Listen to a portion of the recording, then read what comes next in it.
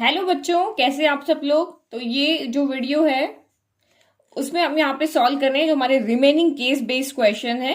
1 to 7 chapter के video upload हो चुका है। अब बचे हुए जो चैप्टर है 8 to 14 उस सारे वीडियो हम यहाँ पे देखेंगे। तो ये सारे वो क्वेश्चन है जो सीबीएसई ने अभी केस बेस्ड क्वेश्चन जो क्वेश्चन बैंक रिलीज किया था उसके सोल्यूशन है ये।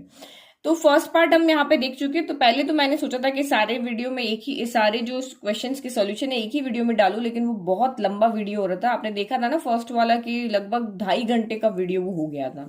तो फिर मैंने सोचा कि मैं इनको आधा आधा पार्ट में डिवाइड कर देती हूँ, तो ये मेरा सही रहेगा। उससे एकदम से वीडियो भी इतना बड़ा नहीं हो जाएगा कि 3-4 घंटे का एक वीडियो आपको मिले।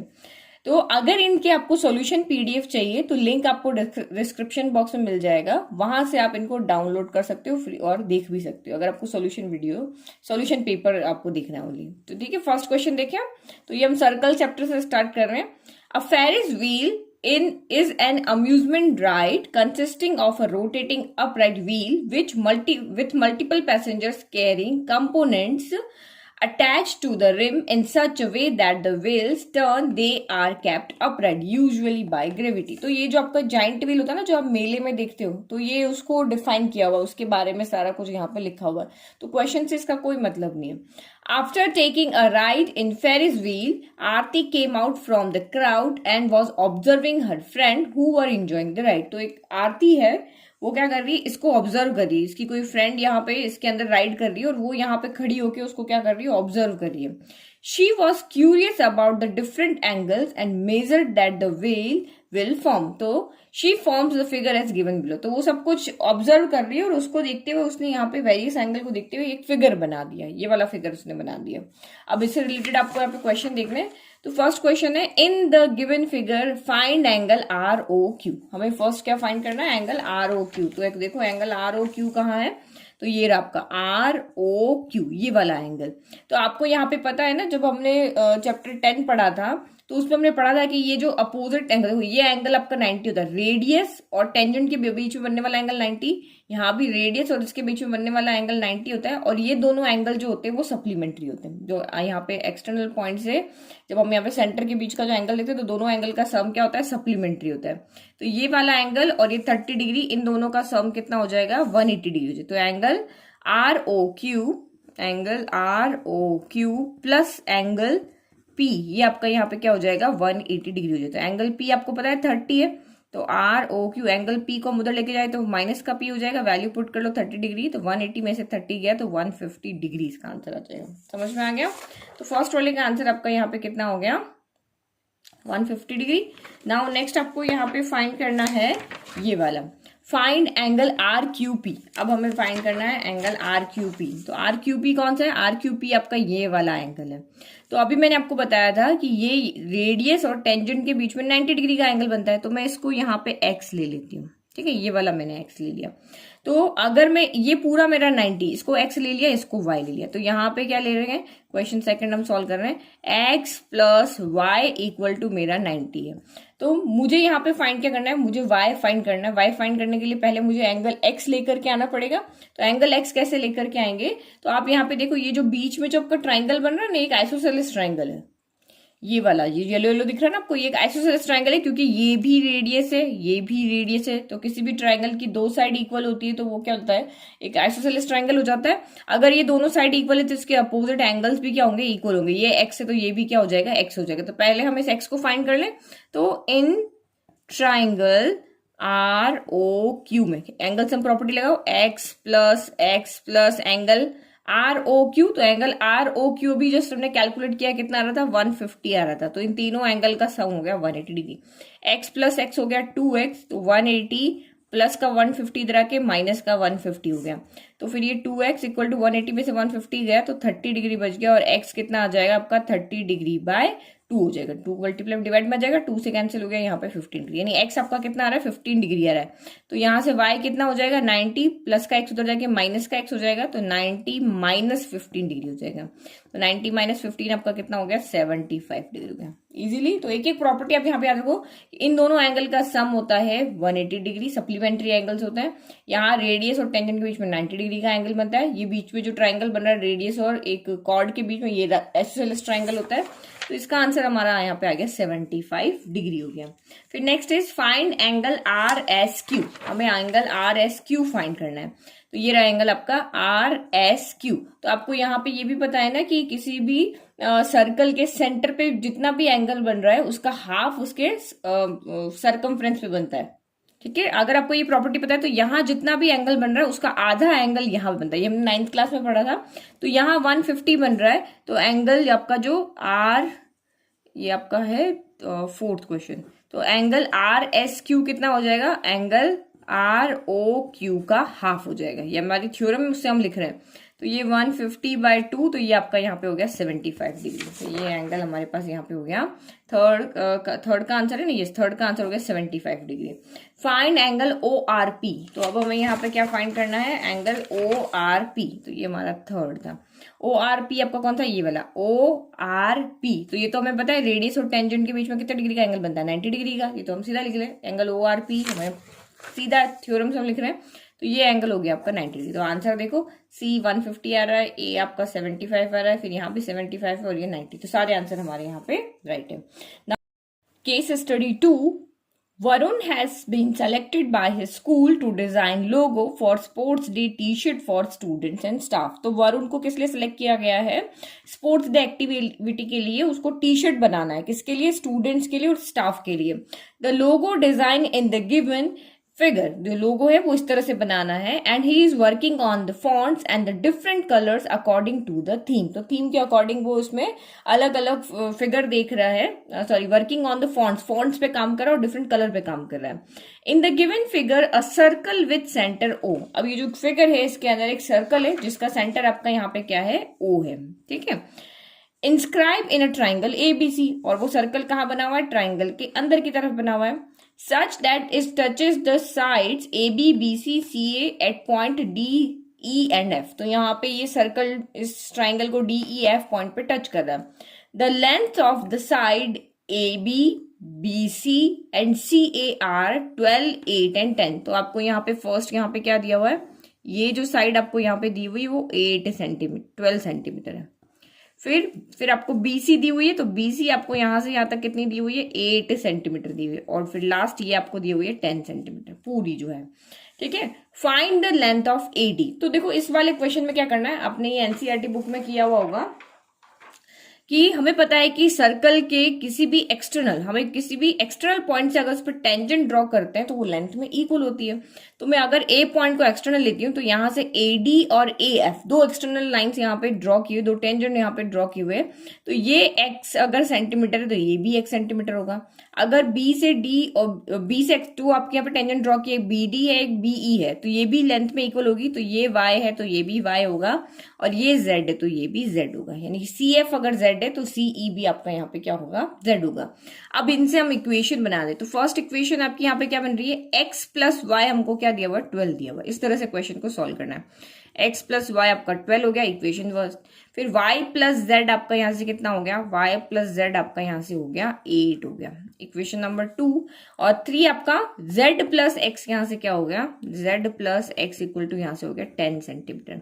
तो ये 3 इक्वेशन बन गई, बट हम इसको सॉल्व नहीं कर सकते क्योंकि सेम वेरिएबल में नहीं है। जैसे ये एक्स वाई में तो कोई और यहाँ पे एक्स वाई में हो तभी तो हम इसको सॉल्व करके वैल्यू ला सकते हैं। अगर मैं इन दोनों को एलिमिनेट करती हूँ तो एक्स से कैंसिल हो जाएगा, लेकिन इक्वेशन मेरी क्या हो जाएगी, वाई माइनस जेड हो जाएगी। ठीक है, तो सॉल्व तो हो जाएगा। यहां से अगर आप इसको सॉल्व करोगे तो ये y माइनस जेड हो जाएगा। फिर y माइनस जेड से y प्लस जेड को आप यहाँ पे सॉल्व करोगे, z से z कैंसिल हो जाएगा, y की वैल्यू हो जाएगी। बट थोड़ा सा लेंथी हो जाएगा, आपको इक्वेशन को दो बार सॉल्व करना पड़ेगा। तो इससे अच्छा हम यहाँ पे क्या करते हैं, इस ट्राइंगल का पेरीमीटर फाइंड कर लेते हैं। तो पेरीमीटर आपका यहाँ पे क्या हो जाएगा, x 2 टाइम है, y 2 टाइम है, z 2 टाइम है। तो पेरीमीटर यही होता है ना, सारी साइड्स का क्या होता है, सम होता है। तो 2x plus 2y plus 2z ये किसके इक्वल होगा, 12 प्लस 8 प्लस 10 के इक्वल होगा, तीनों साइड के इक्वल होगा। तो 12 प्लस 8 प्लस आपका यहाँ पे हो गया 10। यहाँ से 2 कॉमन ले लो, तो x plus y plus z हमने कॉमन ले लिया। तो ये आपका यहाँ पे हो गया 12 प्लस 8 20 प्लस 10 30 हो गया। यानी कि x plus Y plus z आपका यहाँ पे कितना हो गया 30। 2 मल्टीप्लाई से आगे डिवाइड में 2 से कैंसिल हो गया 15। तो हमारी लास्ट जो इक्वेशन बन गई वो ये बन गई है x plus Y plus z equal to 15। Equation number 4 है। अब जो भी वैल्यू हमें यहाँ पे चाहिए ना, उसमें से हम यहाँ पे दो की वैल्यू पुट करते रहेंगे, सॉल्व करते रहेंगे, इजीली सॉल्व हो जाएगा ये आपका, ठीक है। फिर फर्स्ट क्वेश्चन क्या है, find the length of AD। हमें AD की लेंथ फाइंड करनी है, यानी कि हमें x फाइंड करना है, तो दैट मीन्स हमें ये फाइंड करना है, तो हमें y प्लस जेड की वैल्यू यहाँ पे पुट करनी है। तो y प्लस जेड कितना है, 8 है। तो आप यहाँ पे इसके लिए हम कौन सी इक्वेशन ले रहे हैं, फ्रॉम सेकेंड एंड फोर्थ यहाँ पे ले रहे हैं। तो y प्लस जेड की वैल्यू आप यहाँ पे रखो, तो ये 8 हम यहाँ पे रखेंगे, तो ये हो गया x प्लस 8 इक्वल टू 15। तो आपका x कितना हो जाएगा यहाँ पे, 15 माइनस 8 हो जाएगा। तो 15 माइनस 8 आपका यहाँ पे कितना आ जाएगा, 7, ठीक है। तो इसका आंसर आपका हो गया 7। तो देखो आंसर आपका राइट है, फर्स्ट का आंसर आपका 7, ठीक है। फिर नेक्स्ट आप यहाँ पे देखो, इस तरह से हमें इसको सॉल्व करना है। Find the length of BE। तो BE कितना है, BE आपका y है, तो इसमें से y की वैल्यू नहीं रखनी है, तो ये आप यहाँ पे y की वैल्यू को नहीं रखोगे, तो आप यहाँ से वैल्यू किसको रखोगे, x प्लस जेड की वैल्यू रखोगे। तो x प्लस जेड कहाँ है, यहाँ पर है ना, तो ये आपका थर्ड एंड हम ले रहे हैं फोर्थ। तो x प्लस जेड यहाँ से कितना आ रहा है, 10 आ रहा है, तो y प्लस 10 इक्वल टू 15 हो गया। तो this implies y equal to कितना हो गया, 15 माइनस 10, तो ये हो गया आपका यहाँ पे 5 सेंटीमीटर, ठीक है। तो ये हो गया आपका आंसर B5। तो देखो आंसर यहाँ पे B5 आ रहा है। Now next question number 3, find the length of CF। तो अब हमें CF फाइंड करना है, यानी कि हमें Z फाइंड करना है। तो इसमें आपको Z की वैल्यू नहीं रखनी है, यानी कि x प्लस वाई की रखनी है। तो x प्लस वाई कितना है आपका यहाँ पे 12 है, तो ये हो गया आपका 12, यानी कि हम यहाँ पे इक्वेशन फर्स्ट एंड फोर्थ देख रहे हैं, इक्वल टू 15 हो गया। तो Z कितना हो जाएगा, 15 माइनस 12, तो ये हो गया आपका यहाँ पे 3 हो गया। तो ये आंसर D आपका यहाँ पे राइट है। तो ये D आपका कितना आ रहा है, 3 आ रहा है, ठीक है। If radius of a circle is 4 centimetre, find the area of triangle OAB। यानी आपको यहाँ पे क्या करें, अगर इस सर्कल जो अंदर है उसका रेडियस 4 सेंटीमीटर है, तो आप ट्राइंगल, अब यहाँ पे एरिया फाइंड करो ट्राइंगल OAB का। तो देखो मैं इसको यहाँ पे क्या करती हूँ, ज्वाइन कर देती हूँ, एक सेकेंड, ठीक है। तो ये मैंने यहाँ पे ट्राइंगल बना लिया, OAB हमें चाहिए था। तो आपको पता है ना, रेडियस टेंजेंट के साथ में कितने डिग्री का एंगल बनाती है, ये मैंने रेडियस जो मैं दी हुई थी, हम रेडियस कैसे भी ड्रॉ कर सकते हैं, ऐसे ड्रॉ कर सकते थे, कैसे भी ड्रॉ कर सकते थे, बट मैंने रेडियस को इस तरह से ड्रॉ किया कि वो टेंजेंट के साथ में कितने डिग्री का, 90 डिग्री का एंगल बनाया। आपको पता है ना, रेडियस और टेंजेंट के बीच में 90 डिग्री का एंगल बनता है। तो इस ट्राइंगल का एरिया का क्या हो जाएगा, हाफ इंटू बेस इंटू क्या हो जाएगा, हाइट हो जाएगा।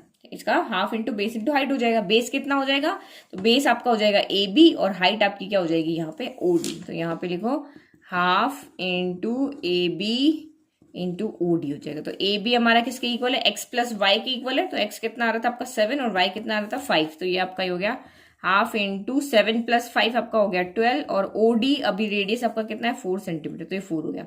2 से 4 कैंसिल कर दिया 6 टाइम, तो ये आपका आंसर यहाँ पे कितना आ रहा है, 24 सेंटीमीटर स्क्वायर हो जाएगा। तो ये आपका 24 आंसर हम देख लें, ये हो गया 24।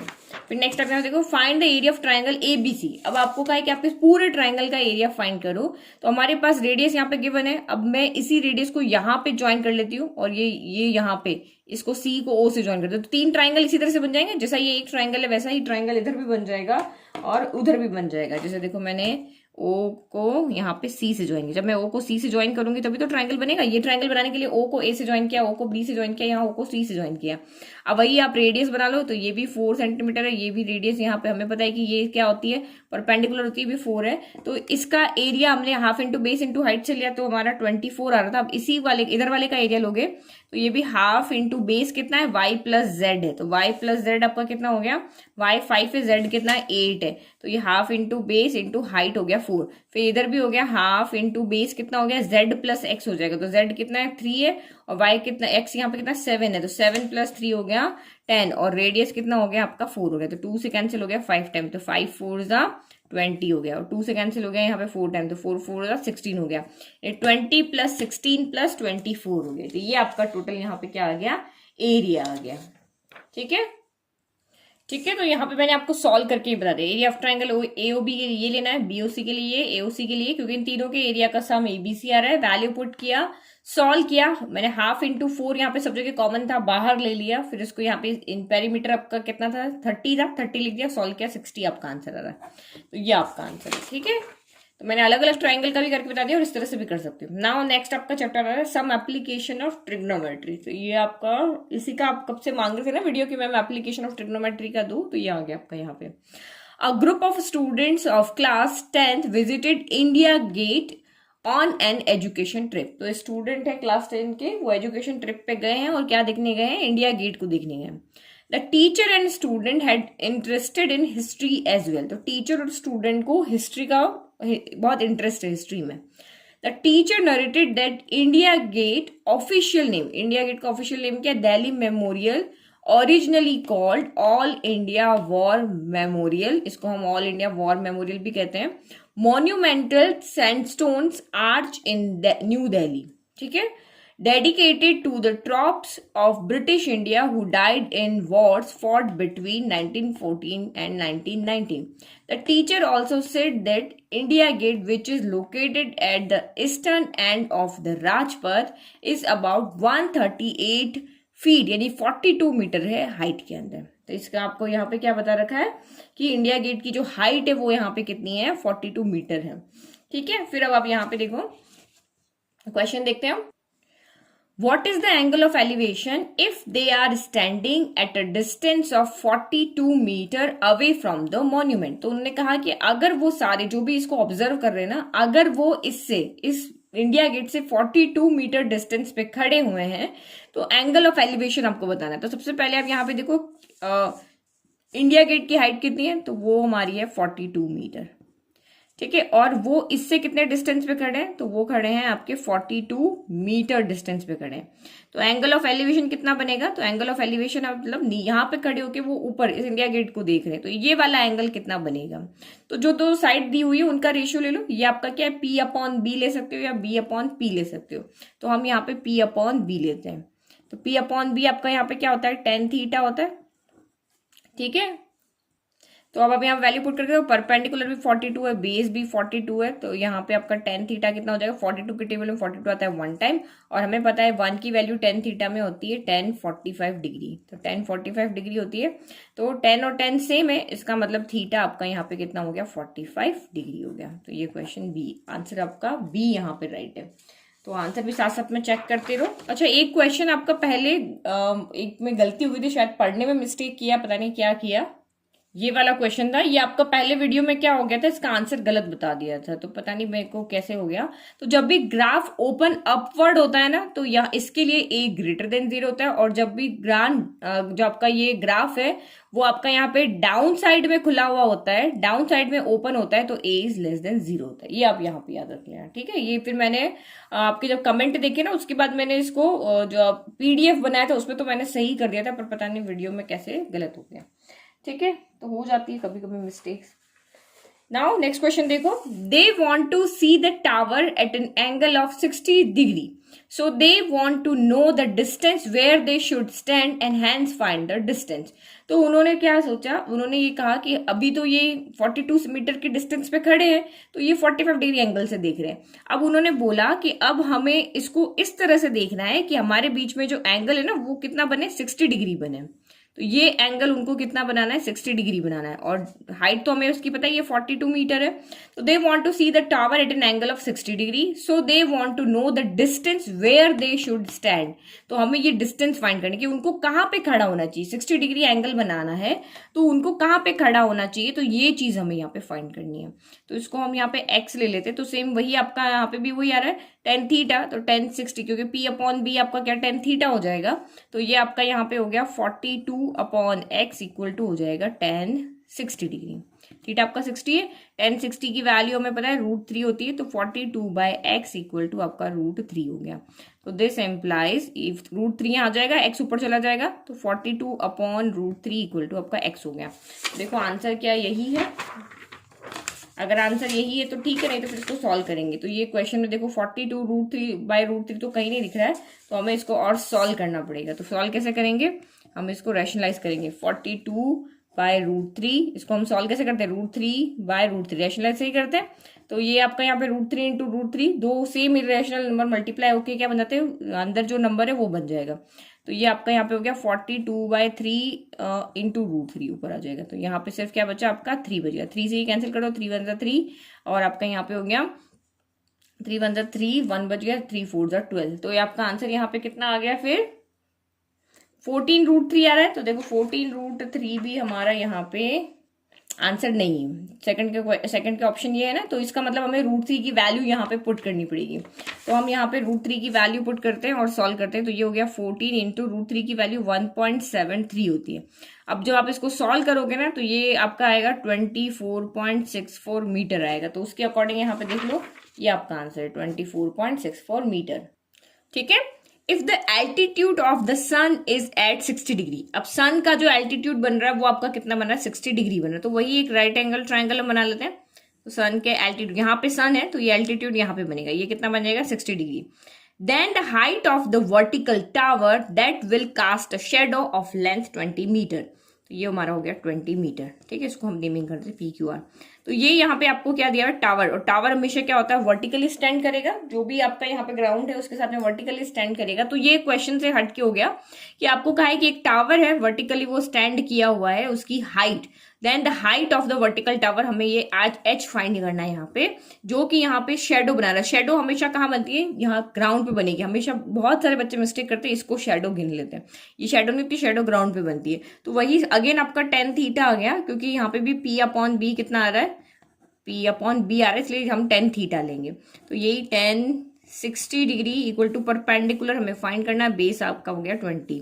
तो ये आपका √3 इक्वल टू H/20 हो गया। तो हाइट ऑफ द टावर कितना हो गया आपका 20√3 मीटर हो गया। तो 20√3 तो हमें यहाँ पे दिख रहा है।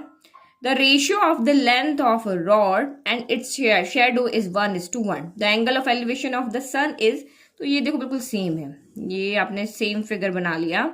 Ratio of length of rod, तो रॉड की लेंथ आपकी कहाँ आएगी, यहाँ आएगी, तभी तो उसकी शेडो कहाँ बनेगी, नीचे बनेगी। तो ये रेशियो 1:1 है, तो हम ये 1:1 ही ले लेते हैं। जब दोनों सेम होता है तो एंगल यहाँ पे कितना बनता है, अभी जस्ट आपने इससे पहले देखा था ना, यहाँ पे ये देखो, जब ये 42 ये भी 42, जब P और B सेम होता है तो थीटा कितना हो जाता है, 45 डिग्री हो जाता है। तो यहाँ पर भी आपका थीटा कितना हो जाएगा, जब भी परपेंडिकुलर बेस सेम हो जाते हैं तो वहां पे 1 वैल्यू होती है, tan थीटा में 1 की वैल्यू होती है 45 डिग्री। तो P और B सेम होंगे तब होगा। ठीक है, इसके अंदर the angle form by the, चलो एक बार आंसर और देख लेते हैं इसका। तो देखो ये 25 पॉइंट आपका आंसर, तो देखो ये आंसर आपका रॉन्ग आ रहा है यहाँ पे, क्योंकि हमारा आंसर तो आ रहा है 24.64 और आप और चेक कर लेना कैलकुलेट करके, तरीका मैंने आपको बता दिया। इसका आंसर 20√3 से आ रहा है, इसका 45 आ रहा है। फिफ्थ का देखते हैं। The angle form by the line of site with the horizontal when the object viewed is below the horizontal level। मतलब अब हम कहाँ पे देख रहे हैं, ये आपका हॉरिजॉन्टल लेवल है और हम ऑब्जेक्ट जो है वो इससे नीचे की तरफ देख रहे हैं। लेट कि यहाँ पे कोई ऑब्जेक्ट है, ग्राउंड पे लेट को यहाँ पे कोई स्टोन रखा, हम उसको देख रहे हैं। तो ये हमारी हॉरिजॉन्टल लेवल हो गया और ये आपकी यहाँ पे क्या हो गई, लाइन ऑफ साइट हो गई। तो ये एंगल इस तरह से जब ऊपर से नीचे की तरफ देखते हैं तो हमारा यहाँ पे क्या बनता है, एंगल ऑफ बनता है डिप्रेशन। तो जब भी इस तरह का क्वेश्चन आए तो आप यह ध्यान रखना कि जब हम हॉरिजॉन्टल लेवल के ऊपर देखते हैं, जब हम नीचे खड़े और ऊपर देखते हैं तो एलिवेशन, और ऊपर से नीचे देखते हैं तो एंगल ऑफ डिप्रेशन बनता है। तो ये आंसर भी यहाँ पे राइट है। यहाँ पे करस्पॉन्डिंग एंगल्स दिया हुआ, ये सही नहीं है। ये आपका आंसर क्या है, इसका एंगल ऑफ डिप्रेशन है। नाउ केस 3 देखो, तो ये देखो फिगर, इसमें कितना टिपिकल आपको यहाँ पे दिख रहा है। तो क्वेश्चन देखते हैं। A satellite flying at height h is watching the top of the two telecast mountains in Uttarakhand and Karnataka। ठीक है, तो इसमें यहाँ पे क्या कर रहा है, एक सैटेलाइट है, ये h हाइट पे, यानी f से लेके i तक, यानी हमें क्वेश्चन में fi कितना दिया हुआ है, यहाँ पे h दिया हुआ है। ठीक है, अगर मैं फिगर में लिखूंगी ना तो और ये समझ में ही नहीं आएगा, तो मैं साइड में लिख देती हूँ। और यहां से ये क्या कह रहा है, 2 माउंटेन्स को देख रहा है। माउंटेन्स कहाँ पे, उत्तराखंड में है और कर्नाटका में है। डैम बीइंग नंदा देवी, एक नंदा देवी है जिसकी हाइट 7,816 मीटर है। एंड यहाँ पे एक है मुलियानागिरी की हाइट 1930 मीटर है, यानी छोटा वाला है ना मुलियानागिरी, इसकी हाइट यहाँ पे 1930 मीटर है। The angle of depression from the satellite to be top of Nanda Devi and Mullayanagiri are 30 degree and 60 degree. तो यहाँ पे आपको क्या कहा है, ऊपर से नीचे की तरफ देख रहा है तो एंगल ऑफ डिप्रेशन बन रहा है। तो जब नंदा देवी की तरफ देख रहा है तो यहाँ एंगल बन रहा है 30 डिग्री, और जब इसको देख रहा है तो यहाँ पे एंगल बन रहा है आपका 60 डिग्री। ये हॉरिजॉन्टल लेवल है, लाइन ऑफ साइट है। If the distance between the peaks of the 2 mountains is 1937। अब देखो ये क्वेश्चन की ये लाइन गलत है।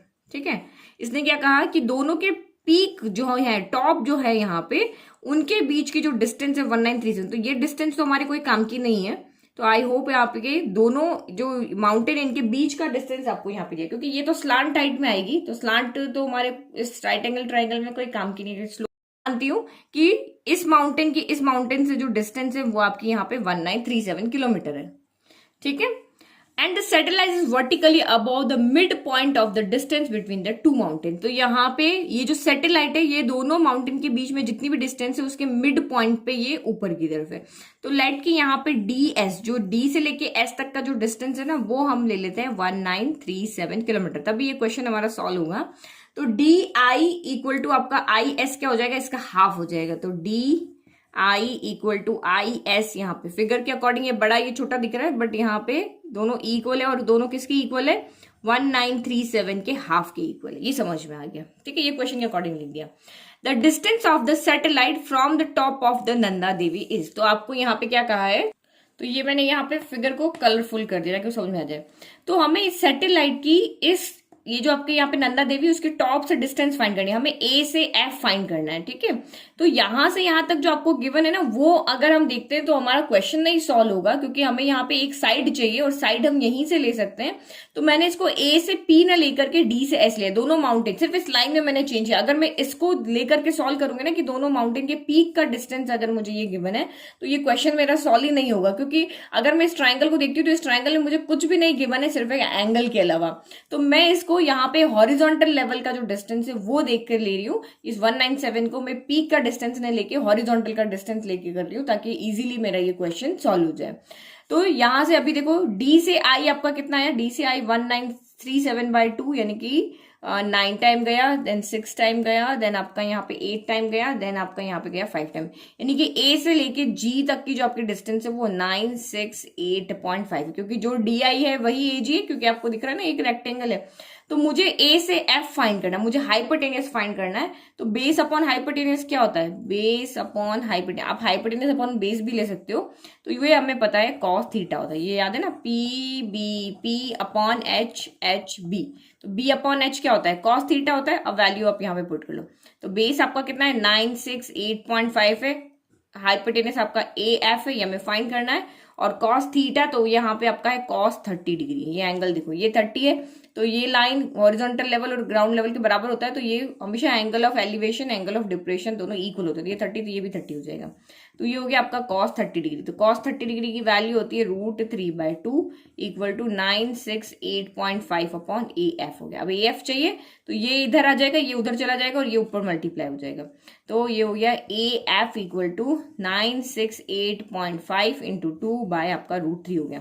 तो हमने जब डिवाइड 2 किया तो ये आया था, अब इसको 2 से मल्टीप्लाई करोगे तो ये आ जाएगा 1937 डिवाइडेड बाय आपका क्या हो गया यहाँ पे √3 हो गया।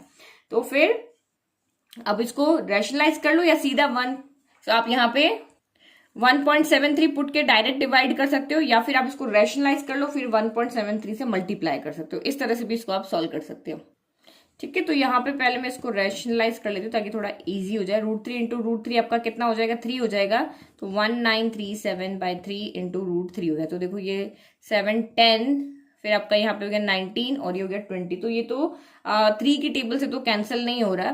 तो अब आप इसको सॉल्व करना 1937 इंटू √3, क्योंकि वैल्यू यहाँ पे रूट में नहीं है तो 1 पॉइंट आपका यहाँ पे 73 हो गया और डिवाइडेड बाय आपका 3। जब आप इसको पूरा सॉल्व करके देखोगे ना तो पूरा सॉल्व करने पर आपका आंसर 117,117.8 आएगा किलोमीटर। तो सेकंड पार्ट जो है, जो हमें distance of satellite from the top of the Mullayanagiri find करना है, ठीक है। तो एक मिनट, इसका आंसर देखो तो 1117.8 आ रहा है और यहाँ पे इसका आंसर कहीं पर भी नहीं मैच कर रहा है, ठीक है। अगर आप सॉल्व करके देखोगे ना तो लॉजिकली अगर पूरा सॉल्व करके इसको देखोगे तो आंसर तो कहीं भी नहीं मैच कर रहा। हमारा जो आंसर इसके अंदर आ रहा है वो आ रहा है ए आंसर, ये 1139.4, इसका आंसर मेरे आंसर से मैच नहीं कर रहा। नाउ सेकंड पार्ट में अगर देखें तो इस डिस्टेंस की जो डिस्टेंस है, ये डिस्टेंस आपको यहाँ पे क्या फाइंड करनी है, इससे मुलियानागिरी के कितनी डिस्टेंस है हमें ये फाइंड करना है, यानी कि हमें यहाँ पे फाइंड करना है हाइपोटेन्यूज, ठीक है। एच से पी, तो आप यहाँ पे देखो आई एस जितना है उतना है एच पी होगा, यानी 968.5 होगा। तो वही फिर से आप देखो यहाँ पे बेस अपॉन हाइपोटेनियस, तो बेस अपॉन हाइपोटेनियस आपका कॉस थीटा होता है, तो वही हम बेस अपॉन हाइपोटेनियस लेंगे। तो ये आपका यहाँ पे बेस हो जाएगा एच पी अपॉन हाइपोटेनस है आपका एफ पी, और थीटा यहाँ पे कितना है 60 डिग्री। तो हमें पता है एंगल ऑफ ये ऑल्टरनेट एंगल्स इक्वल होते हैं, क्योंकि ये साइड इस साइड की क्या होगी, पैरेलल होगी, तो ये 60 डिग्री हो गया। तो ये आपका यहाँ पे हो गया एच पी हमारा यहाँ पर है 968.5, एफ पी हमें यहाँ पे फाइंड करना है, cos 60 होता है आपका 1/2, क्रॉस मल्टीप्लाई करो F P into 1, F P आ गया, और 968.5 इंटू 2, तो ये 1937 आ जाएगा, 1937 किलोमीटर आ जाएगा। ठीक है, ये तो हमें पता है दिया हुआ था 1937, इसका हाफ किया था ना हमने, तो इसका डबल कर देंगे तो यही आ जाएगा। Now question number 3, the distance of the satellite from the ground. अब आपको बताना है कि इसकी ग्राउंड से कितनी डिस्टेंस है। तो देखो हमें यहां से क्या फाइंड करना है, इस वाले क्वेश्चन में हमें एफ आई फाइंड करना है, एफ आई यहाँ पे निकालना है। तो आप यहाँ पे देखो यहां से यहां तक तो हमें पता है, मतलब ए डी जितना है उतना ही जी आई है, उतना हमें पता है। ये हमें कैसे पता है, क्योंकि आपको यहाँ पे हाइट दी हुई, लेकिन हाइट आपको किसमें दी हुई है, मीटर में दी हुई है, तो इसको आपको किस में चेंज करना पड़ेगा, इसको आपको किलोमीटर में चेंज करना पड़ेगा, क्योंकि बाकी सारी चीज आपकी किलोमीटर में। तो ये जो वैल्यू किलोमीटर में, तो आपको बाकी वैल्यू भी किलोमीटर में रखनी है। तो इसको जब हमने किलोमीटर में चेंज करेंगे तो इसको क्या करेंगे आप 1000 से क्या करोगे, डिवाइड करोगे। तो पहले ये जो आपकी हाइट है ना उसको हम किलोमीटर में लिख लेते हैं, तो ये डिवाइड बाय यहाँ पे कर देंगे 1000, तो 3 नंबर के बाद डेसिमल लग जाएगा, 7.816 हो जाएगा। तो यहां से लेके यहां तक यानी कि जी आई आपको पता है यहाँ पे 7.816 किलोमीटर है। अब हमें एफ जी फाइंड करना है। एफ जी कैसे फाइंड करेंगे, ये वाला आपका ट्राइंगल है, इस वाले ट्राइंगल में आपको एक साइड पता है और एक आपको यहाँ पे एक एंगल पता है, एक साइड पता है, तो हम ट्रिग्नोमेट्रिक रेशियो लगा के इसको सॉल्व कर सकते हैं। तो ए एफ जी में ये भी आपका क्या हो जाएगा, परपेंडिकुलर अपॉन हाइपोटेनियस ले लो, या फिर आप यहाँ पे हाइपोटेनियस अपॉन परपेंडिकुलर ले सकते हो। तो मैं यहाँ पे लेती हूँ परपेंडिकुलर अपॉन क्या हो जाएगा, हाइपोटेनियस। एक सेकंड, परपेंडिकुलर अपॉन बेस लेंगे, ठीक है। हाइपोटेनस भी वैसे हमें पता है, हमने अभी यहाँ पे कैलकुलेट किया था, तो आप इसको भी ले सकते हो, ठीक है, क्योंकि इसकी तो हमें दो साइड पता है ना। तो परपेंडिकुलर अपॉन हम यहाँ पे क्या ले लेते हैं, बेस ले लेते हैं। तो परपेंडिकुलर अपॉन बेस आपका क्या होता है, यहाँ पे tan थीटा होता है। तो tan थीटा परपेंडिकुलर हमें फाइंड करना है, बेस हमारा है 968.5 है, और इक्वल टू tan थीटा, तो यहाँ पे एंगल आपका कितना बना हुआ है, 30 डिग्री बना हुआ है। तो tan 30 आपका कितना होता है, tan 30 होता है 1/√3। तो ये हो गया F G upon 968.5 equal to ये हो गया 1/√3 हो गया। तो हमें एफ जी चाहिए, तो इसको हम उधर लेके चले जाते हैं। तो एफ जी इक्वल टू हो जाएगा 968.5 डिवाइडेड बाय √3। तो रैशनलाइज करने से अच्छा है कि हम इसको सीधा ही क्या कर लें, 1.73 से डिवाइड कर लें। 1 इसको क्या कर लो, 7.3 से आप डिवाइड करोगे, तो आपका आंसर यहाँ पे क्या आ जाएगा, 559.16। तो डिवाइड तो आप कर सकते हो ना, सिंपली डेसिमल हटा लो, फिर देख लो, फिर इसको डिवाइड करके आप देख लो, ठीक है। डिवाइड सिखाने की मुझे जरूरत नहीं है, लेकिन जो आपकी यहाँ पे distance of satellite from the ground, तो ये आपकी एफ आई है, और एफ आई आपकी जी आई प्लस एफ जी के इक्वल हो जाएगी। तो हम यहाँ पे क्या लिख लेंगे, F I equal to G I plus F G हो जाएगी। तो जी आई आपका यहाँ पे कितना है, 7.816 है, अभी हमने यहाँ कैलकुलेट किया 7.816 है, और एफ जी कितना आया, तो ये आ रहा है आपका 559.16 आ रहा है। तो ये डेसिमल के बाद में आप इसको ऐड करोगे, सारा कुछ हम इसको यहाँ पे सॉल्व करेंगे, तो आपका आंसर देखो, मैं आपको साइड में ऐड करके बताती हूँ, 559.16, और ये हो गया आपका 7.816 आ रहा है। तो 6 आ रहा है, फिर 7 आ रहा है, फिर 9 आ रहा है, 16 का 6 कैरी का 1, 5 + 1 हो गया आपका यहाँ पे 6, तो 566.976 आ रहा है। मेरा आंसर जो आ रहा है 566.976 आ रहा है। बट यहाँ पे अगर मैच करता हुआ आंसर देखे ना, तो ये आ रहा है, कोई 10 का मिस्टेक आ रहा है, पता नहीं यहाँ पे इस क्वेश्चन में पता नहीं क्या मिस्टेक है, आंसर यहाँ पे बहुत कम मैच कर रहे हैं। देखो यहाँ पे इसका आंसर कितना है आपका, ये हमारा बिल्कुल सही आ रहा था, इसका आंसर भी हमारा यहाँ पे मैच नहीं कर रहा है। नाउ नेक्स्ट क्वेश्चन देखते हैं अब यहाँ पे, तो ये रहा हमारे next question. What is the angle of elevation of if a man is standing at a distance of 7,816 metre from Nanda Devi. तो आपको यहाँ पे क्या कहा है कि कोई मैन है, और अगर वो यहाँ पे, ये नंदा देवी की हाइट कितनी है, नंदा देवी की हाइट आपकी इतनी थी 7,816 मीटर है, और कोई पर्सन इससे इतनी ही डिस्टेंस पे खड़ा है। जैसे यहाँ पे देखो, ये नंदा देवी की हाइट है 7,816 मीटर है, और एक मैन जो है वो इससे इतनी ही डिस्टेंस पे खड़ा हुआ है, 7,816 मीटर डिस्टेंस पे ही खड़ा है।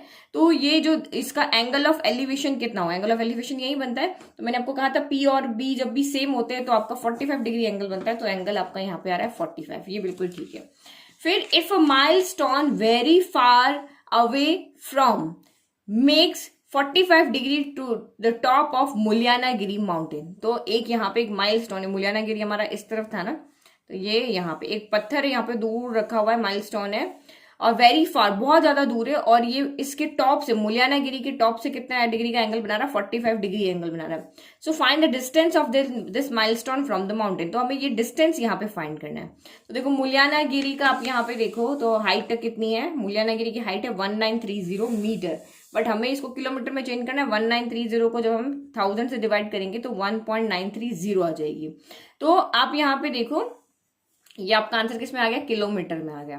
तो एंगल अगर आपका सेम है तो यानी 45 डिग्री है, तो जब भी एंगल 45 डिग्री होता है तो पी और बी क्या होता है, सेम होते हैं। तो जितना यहाँ पे परपेंडिकुलर आ रहा है उतना ही यहाँ पे आपका क्या हो जाएगा, बेस हो जाएगा। ठीक है, क्योंकि जब परपेंडिकुलर और बेस जब सेम होते हैं तभी एंगल कितना बनता है, 45 डिग्री बनता है। तो यहाँ पे भी देखो आपका आंसर कहीं पर भी मैच नहीं कर रहा है। ठीक है, ये आपका आंसर देखो ना, कहीं पे दिख रहा है 1930, इसका आंसर ये 1937 किलोमीटर दे रखा है, बट ये तो पॉसिबल ही नहीं दिख रहा। ठीक है, तो इसलिए हमारा यहाँ पे आंसर आ रहा है x इक्वल टू 1.930 किलोमीटर। जितनी उसकी हाइट होगी ना उतना ही उसका माइलस्टोन से उसका डिस्टेंस होगा। ठीक है, तो ये हमारा क्वेश्चन हो गया। नाउ नेक्स्ट अब देखो एरिया रिलेटेड टू सर्कल्स।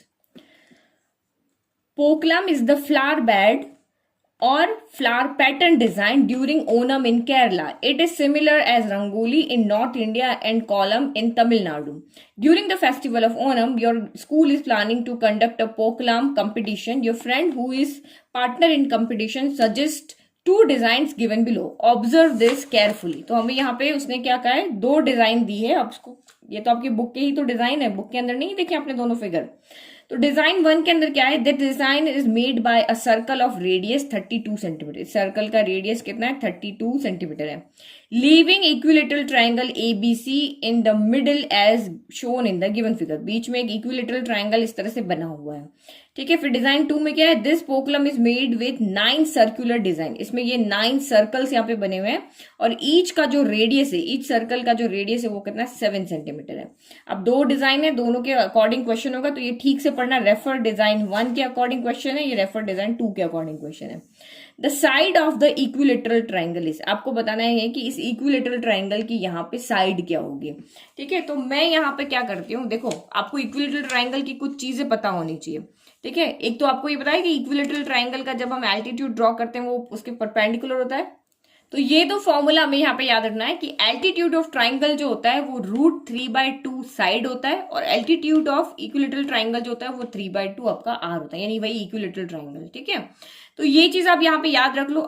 करते मैं यहाँ पे इक्विलेटरल ट्राइंगल थी, मुझे यहाँ पे क्या दिया हुआ है, रेडियस दिया हुआ है। ठीक है, तो अगर ये इक्विलेटरल ट्राइंगल है, मैं इसको यहाँ पे ज्वाइन करती है एल्टीट्यूड में, अगर ये ड्रॉ करती है तो इसको क्या करता है, बाइसेक्ट करता है। यहाँ पे 90, यहाँ पे इस साइड को 90 डिग्री का एंगल भी बनाएगा और इसको यहाँ पे बाइसेक्ट भी करेगा। तो लेट की इक्विलेटरल ट्राइंगल ये एक्स है, ये एक्स है, तो ये कितना हो जाएगा, x बाय आपका यहाँ पे कितना हो जाएगा, 2 हो जाएगा, और ये भी आपका यहाँ पे x/2 हो जाएगा। तो आप यहाँ पे पाइथागोरस थ्योरम लगा के और एल्टीट्यूड को यहाँ पे जब फाइंड करोगे तो ये वाला आपका फॉर्मूला आएगा। यहाँ पे देखो x², जब आप इसको यहाँ पे सॉल्व करोगे, ये देखो इक्विलेटरल ट्राइंगल था, हमने एल्टीट्यूड ड्रॉ किया, एल्टीट्यूड में से इक्विलेटरल ट्राइंगल की जो हमें प्रॉपर्टी पता है परपेंडिकुलर होता है, उसको बाइसेक्ट करता है। तो ये x/2 के x/2 के, अब इस वाले ट्राइंगल में आप पाइथागोरस थ्योरम लगाओगे तो y² equal to hypotenuse square यानी x² माइनस x/2 का होल स्क्वायर यानी x²/4 हो जाएगा। जब हम इसको सॉल्व करेंगे तो ये 3x²/4 हो जाएगा। तो y इक्वल टू, जब रूट इधर आएगा तो √3 रहेगा, इसका स्क्वायर है तो ये x हो जाएगा, ये 2 का स्क्वायर है तो 2 हो जाएगा। तो यहाँ पे आप देखो √3/2 साइड हो जाएगा। x यहाँ पे कौन है, ट्राइंगल की साइड है, तो ये वाला फॉर्मूला हम यहाँ पे लेकर आए कि altitude of triangle equilateral triangle equal to √3 आपका क्या होता है, साइड होता है। तो साइड तो हमें यहाँ पे गिवन नहीं है, तो हमारे पास एक और फॉर्मूला होता है एल्टीट्यूड इक्विलेटरल ट्राइंगल जो होता है 3/2 r होता है। तो पहले ये वाला हम फाइंड कर ले, तो इससे हमें यहाँ पे क्या मिल जाएगा, एल्टीट्यूड मिल जाएगा, और पुट करके हम इसको यहाँ पे क्या कर लेंगे, सॉल्व कर लेंगे। तो altitude of equilateral triangle equal to आपका यहाँ पे क्या हो जाएगा, 3/2 r। तो ये आपका हो गया 3/2। रेडियस आपको अभी क्वेश्चन के अंदर गिवन थी 32, तो हमने यहाँ पुट किया आपका यहाँ पे 32, 3 से कैंसिल करो, 3 1 जा 3, फिर आपका 12 6, तो 16 इंटू 3 यानी 48 सेंटीमीटर होगी। तो ये आंसर राइट हो गया।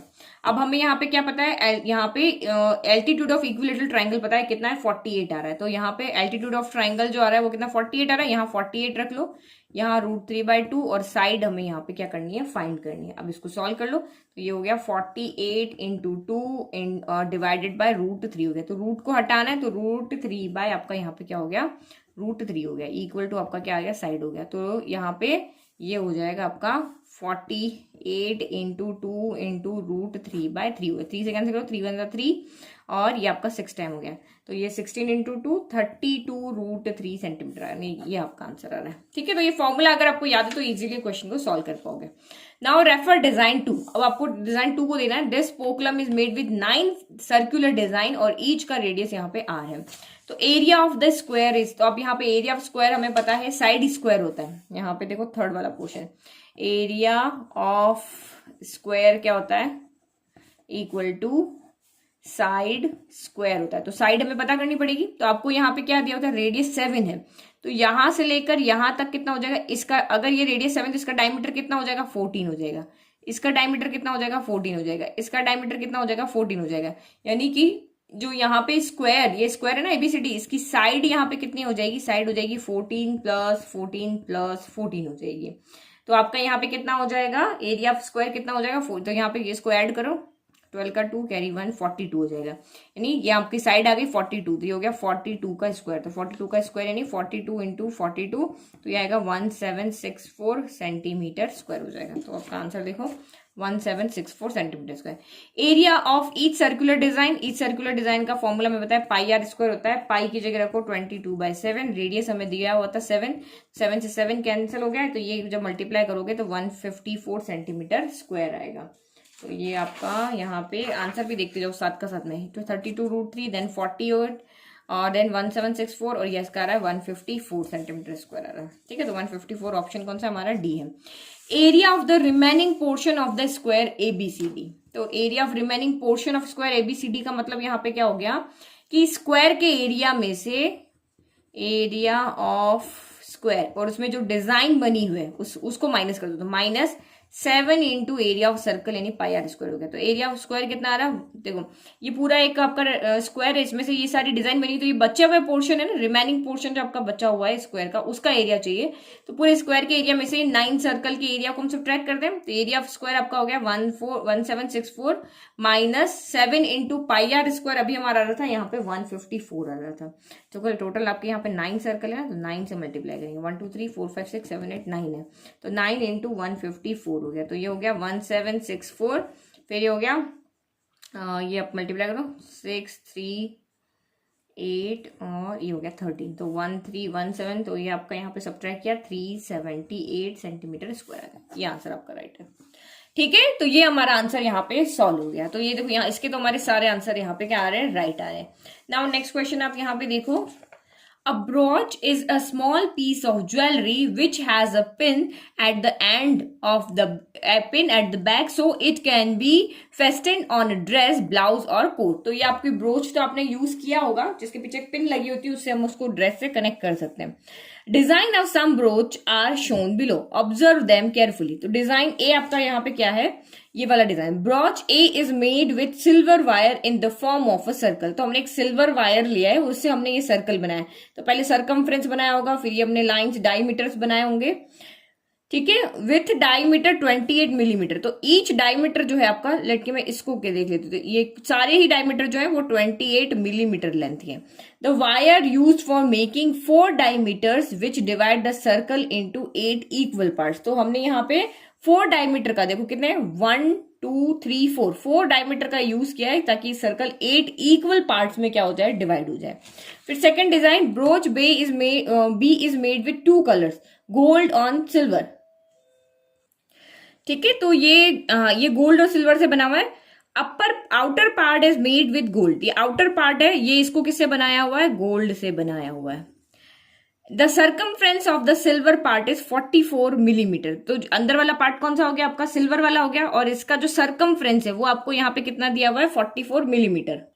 ठीक है। तो लेट की अगर मैं इसकी रेडियस यहाँ पे स्मॉल आर ले लेती हूँ और बड़े वाले सर्कल की रेडियस कैपिटल आर ले लेती हूँ, तो मुझे ये सरकमफ्रेंस जो है ना वो दिया हुआ है, यानी कि मुझे इस सर्कल का 2πr यहाँ पे कितना दिया हुआ है, देखो आर छोटा वाला रखा है ना, वो मुझे यहाँ पे दिया हुआ है 44 मिलीमीटर दिया हुआ है। And the gold part is 3 millimetre wide, और जो ये यहाँ पे गोल्ड पार्ट है ना ये 3 मिलीमीटर चौड़ा है, यहाँ पे इतना दिया हुआ है।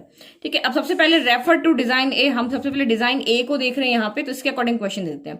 The total length of silver wire required is, अब आप सोचो हमने सिल्वर वायर कहाँ कहाँ लगाया, एक तो हमने पूरा सरकमफ्रेंस पे लगाया और 4 डायमीटर बनाया, तो यहाँ पे क्या हो जाएगा, इसके लिए मैं अभी फर्स्ट के लिए इसको हम यहाँ पे कैपिटल आर दे रही हूँ, तो रेडियस इसकी, तो ये आपका 2πr हो जाएगा, सरकमफ्रेंस पे लगाया, प्लस 4 आपके यहाँ पे डायमीटर हो जाएगा, तो ये 2 इंटू पाई हो गया 22/7 इंटू रेडियस, रेडियस इसका हमें दिया हुआ 28 प्लस 4 डायमीटर, नहीं हमें डायमीटर दिया हुआ था ना यहाँ पे 28, तो 28/2 हो जाएगा। ठीक है, प्लस 4 इंटू 28, ये डायमीटर है सारे। तो अब यहाँ पे क्या सॉल्व करो, 2 से 2 कैंसिल, ये 4 टाइम कैंसिल हो गया, तो ये 88 हो गया, और ये आपका सॉल्व करो 2 3, तो ये आपका 112, तो यानी 112 प्लस 88 यानी 200 मिलीमीटर हो गया। तो इसका आंसर आपका यहाँ पे कितना आ रहा है, 200 मिलीमीटर। तो ये आंसर चेक कर लेते हैं साथ के साथ में, राइट आंसर। ठीक है, the area of each sector of the broach, तो एरिया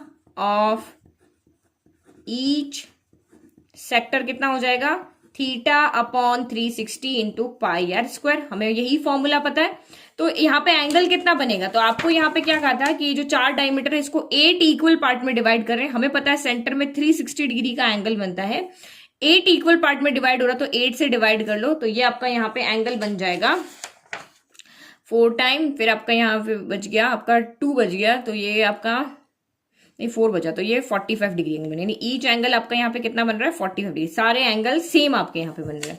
तो हमें यहाँ पे थीटा पता चल गया, थीटा आपका यहाँ पे कितना है 45 डिग्री, और ये आया कहाँ से, आपको आया है यहाँ पे 360 डिग्री/8 करके आया। ठीक है, तो ये आपका यहाँ पे हो गया 45/360 इंटू पाई, पाई हो गया आपका 22/7, और रेडियस स्क्वायर यानी 28/2, 28/2 हो गया। तो ये आप यहाँ पे कैंसिल करोगे, तो हम इसको कैंसिल कर लेते हैं, सीधा 45 से कैंसिल कर दें, तो ये आपका 45 से कैंसिल हो गया, 8 टाइम कैंसिल हो गया। ठीक है, तो अब यहाँ पे ये 7 टाइम हो गया, 7 से ये 7 कैंसिल हो गया, और 8 से तो होगा नहीं, 4 से कैंसिल, 4 2 जा 8, 7 4 जा 28, 2 से ये कैंसिल हो गया आपका 11 टाइम, यानी कि आंसर 11 इंटू 7 77 मिलीमीटर स्क्वायर आपका आंसर आ रहा। तो ये देखो आंसर आपका यहाँ पे भी राइट हो गया। फिर रेफर डिजाइन बी, तो आपको यहाँ पे डिजाइन बी को देखना है, the circumference of the outer part, golden वाला जो है उसका सरकमफ्रेंस आपको यहाँ पे फाइंड करना है। तो ये आपका गोल्ड वाला है, इसका सरकमफ्रेंस फाइंड करना, तो हमें यहाँ पे रेडियस पता होनी चाहिए, रेडियस पता होगा तभी तो हम 2πr का फॉर्मूला लगा के और इसका सरकमफ्रेंस ये हम यहाँ पे फाइंड कर पाएंगे। तो इसकी रेडियस कहाँ से आएगी, तो देखो यहां से यहां तक तो हमें पता है कि इसकी रेडियस आपकी यहाँ पे आएगी, ये आपका इसका 3 मिलीमीटर, तो ये यहां से यहां तक तो आपका 3 मिलीमीटर है। अब हमें छोटे वाले की रेडियस चाहिए, छोटे वाले की रेडियस प्लस आपका 3 मिलीमीटर, ये आपका यहाँ पे क्या हो जाएगा, बड़े वाले यानी capital R equal to small R plus 3 हो जाएगा। तो पहले स्मॉल आर कहाँ से फाइंड करें, तो ये आपको 2πr दिया हुआ है ना, यहां से हम स्मॉल आर फाइंड करेंगे। तो सबसे पहले आप यहाँ पे देखो, we are given that 2πr equal to 44 है, तो 2 into 22/7 into R equal to हो गया 44, आर इक्वल टू हो गया 44 इंटू 7, और ये 2 इंटू 22 आ गया डिवाइड में, 22 इंटू 2 44 होता है, 44 होता है, यानी कि आर इक्वल टू आपका आ गया 7, यानी कि कैपिटल आर कितना हो जाएगा, आर प्लस 3 था, तो ये 7 प्लस 3 यानी कि हो गया 10 मिलीमीटर। अब हम यहाँ पे आउटर का सरकमफ्रेंस चाहिए, तो 2πr हम यहाँ पे फाइंड कर सकते हैं, तो ये हो गया 2 इंटू 22/7 इंटू कैपिटल आर कितना हो गया आपका यहाँ पे हो गया 10, तो बस इसको ये हो गया 22 इंटू 4 हो गया 44, 0 डिवाइडेड बाय 7, तो ये इसको जब सॉल्व करोगे डिवाइड करके तो 62.86 मिलीमीटर आएगा। तो डिवाइड तो आप कर लोगे ना, सिंपल सा साइड में कर लेना, तो ये डी आंसर आ रहा है आपका इसका, तो ये हो गया आपका answer right. The difference of the areas of golden and silver part, तो दोनों का डिफरेंस, दोनों के एरिया का डिफरेंस आपको यहाँ पे चाहिए। तो एरिया का डिफरेंस क्या हो जाएगा, बड़े वाले सर्कल के एरिया में से छोटे वाले सर्कल के एरिया को सबट्रैक्ट कर लो, तो ये हो गया आपका पाई, इसमें से कॉमन ले लो, तो ये R square minus small R square बच गया। A square minus B square हमें पता है क्या होता है, ए प्लस बी होता है, तो और ए माइनस बी होता है, तो R plus R, R minus R कर दिया। अब वैल्यू पुट कर लो, पाई एज इट इज है, पाई वैसे सॉल्व नहीं किया हुआ है। कैपिटल आर कितना है, तो कैपिटल आर आपका यहाँ पे 10 आ रहा था, तो 10 और स्मॉल आर 7 आ रहा था। 10 प्लस 7 10 माइनस 7 आ रहा था, तो पाई 10 प्लस 7 हो गया 17, 10 माइनस 7 हो गया 3, तो ये हो गया 51 पाई मिलीमीटर हो गया। तो ये आपका आंसर हो गया, ठीक है। फिर नेक्स्ट फिफ्थ वाला देखो, a boy is playing with brooch B, वो ब्रॉच बी से खेल रहा है। He makes revolution with its along its edge, तो ये अब जैसे टायर घूमता है ना, स्कूटर का टायर हो या कार का हो, तो इस तरह से वो उसको घुमा के, आपने भी गेम खेला होगा ना, अब ये जैसे साइकिल के टायर को इस तरह से घुमाते हो, तो वो भी उस ब्रोच को ऐसे रोल करते हुए उससे गेम खेल रहा है। How many complete revolution must it take to cover 80 pi millimetre, तो आपको कहा है कि इतना डिस्टेंस कवर करने में वो कितने चक्कर लगाएगा। तो हमें पता है कि 1 रिवोल्यूशन यानी एक चक्कर में वो कितना डिस्टेंस चलता है, एक चक्कर में वो चलता है 2 पाई आर चलता है। कौन से वाले से, यहाँ पे ब्रॉच बी से खेल रहा है ना, ब्रॉच बी यानी कि सिल्वर वाला, तो यानी कि उसमें कैपिटल आर होगा। अंदर वाले से थोड़ी ना, ये वाला जो सर्कल है ये जब घूमेगा तो इसका ये वाला पॉइंट, ये वाला सरफेस जो है वो ग्राउंड पे टच होगा, ऐसे रोल करेंगे तो एक चक्कर में वो कितना घूमता है, 2 पाई आर घूमता है। तो 2 पाई आर हमारा यहाँ पे देखो, इसको सिंपली हम यहाँ पे सॉल्व कर लेते हैं। तो यहाँ पे ये हो जाएगा आपका 2 इंटू 20 पाई को भी हम एज इट इज रहने देते, बाद में जब चाहिएगा तब सॉल्व करेंगे। आर इसका 10 आ रहा था, यानी 20 पाई, एक चक्कर में 20 पाई घूमता है, तो फिर इतने चक्कर में कितना घूमेगा। तो यहाँ पे आपको टोटल नंबर ऑफ रिवोल्यूशन निकालना है। तो टोटल रिवोल्यूशन क्या होता है, total distance covered in 1 revolution, नहीं, total distance divided by distance in 1 revolution, distance in 1। तो टोटल डिस्टेंस उसने कितनी कवर की, 80 पाई कवर की है। और एक रिवोल्यूशन में कितना, 120 पाई, तो पाई से पाई कैंसिल हो गया, 20 से 80 यानी कि 4, यानी कि टोटल वो 4 चक्कर, एक चक्कर में इतना लगा रहा है। तो 80 पाई के लिए कितने चक्कर लगाने पड़ेंगे, तो 4 चक्कर लगाने पड़ेंगे। वो तो आपको यहीं से दिख रहा है ना कि 20 को 4 से मल्टीप्लाई करेंगे तभी 80 आएगा। तो इस तरह से आप इसको यहाँ पे सॉल्व करोगे, ठीक है। तो ये देखो, इसका आंसर भी सेम आ रहा है, इसका आंसर भी यहाँ पे सेम आ रहा है। नाउ नेक्स्ट करेंगे अब हम surface area. One is adventure camps are the perfect place for the children to practice decision making for themselves without parents and teachers guiding their every move. तो adventure camp का कोई यहाँ पे case लिया हुआ है कि एडवेंचर कैंप क्या होता है, जहां पे चिल्ड्रन अपना डिसीजन खुद लेते हैं, वो वहां पे अपने पेरेंट्स और टीचर के गाइडेंस के अलावा जो भी डिसीजन लेता है वो खुद के द्वारा लिया जाता है। Some students of a school reach for adventure at Sakleshpur. At the camp the waiter serve some students with a welcome drink in a cylindrical glass and some student in a hemispherical cup whose dimensions are given below। तो वहां पे बच्चों को क्या करी जा रही है कि वेलकम ड्रिंक सर्व की जा रही है। तो 2 तरह के कप वहां पे उन्होंने लिए हुए हैं, एक्चुअल में ऐसे, बट ये डायमेंशन फॉर्म में बता रखे। एक कप आपका सिलेंड्रिकल फॉर्म में जिसका डायमीटर 7 है और जिसकी हाइट 10.5 है। दूसरा कप आपका हेमिस्फेरिकल फॉर्म में है जिसका डायमीटर 7 है, तो रेडियस 7/2 हो जाएगा।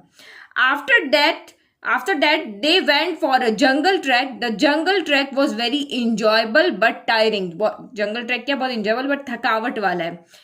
As dusk fell, it was time to take shelter. Each group of 4 students were given a canvas. तो each group, और ग्रुप में कितने स्टूडेंट है, 4 student, was given a canvas of area 551 metre square. तो उनको क्या टेंट बनाने के लिए कैनवास दिया है।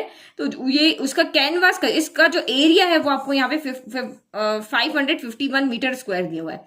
Each group had to make a conical tent to accommodate all the 4 student. तो उनको क्या करना है, अपने लिए टेंट बनाना है और उसके अंदर 4 स्टूडेंट रह सकते हैं। Assuming that all the stitching and wasting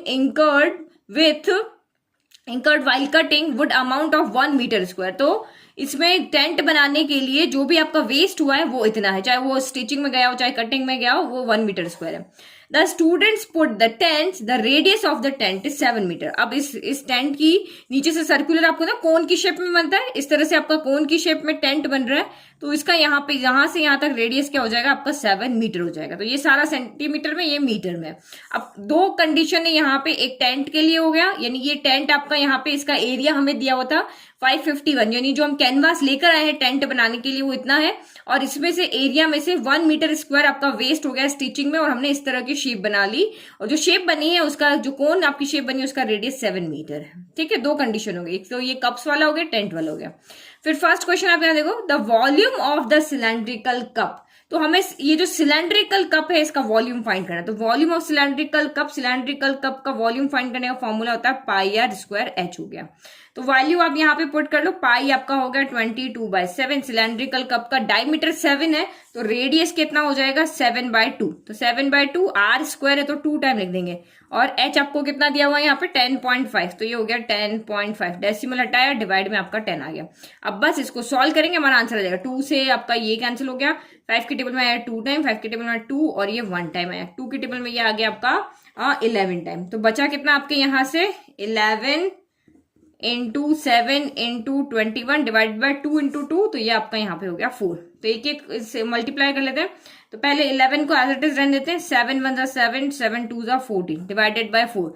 अब 11 से मल्टीप्लाई करो, 77 7 44, 44 प्लस 7 आपका यहाँ पे हो जाएगा 51, 1 कैरी 1, 11 प्लस 5 ये आपका यहाँ पे हो गया 16। तो 1617 डिवाइडेड बाय आपका क्या हो जाएगा 4 हो जाएगा।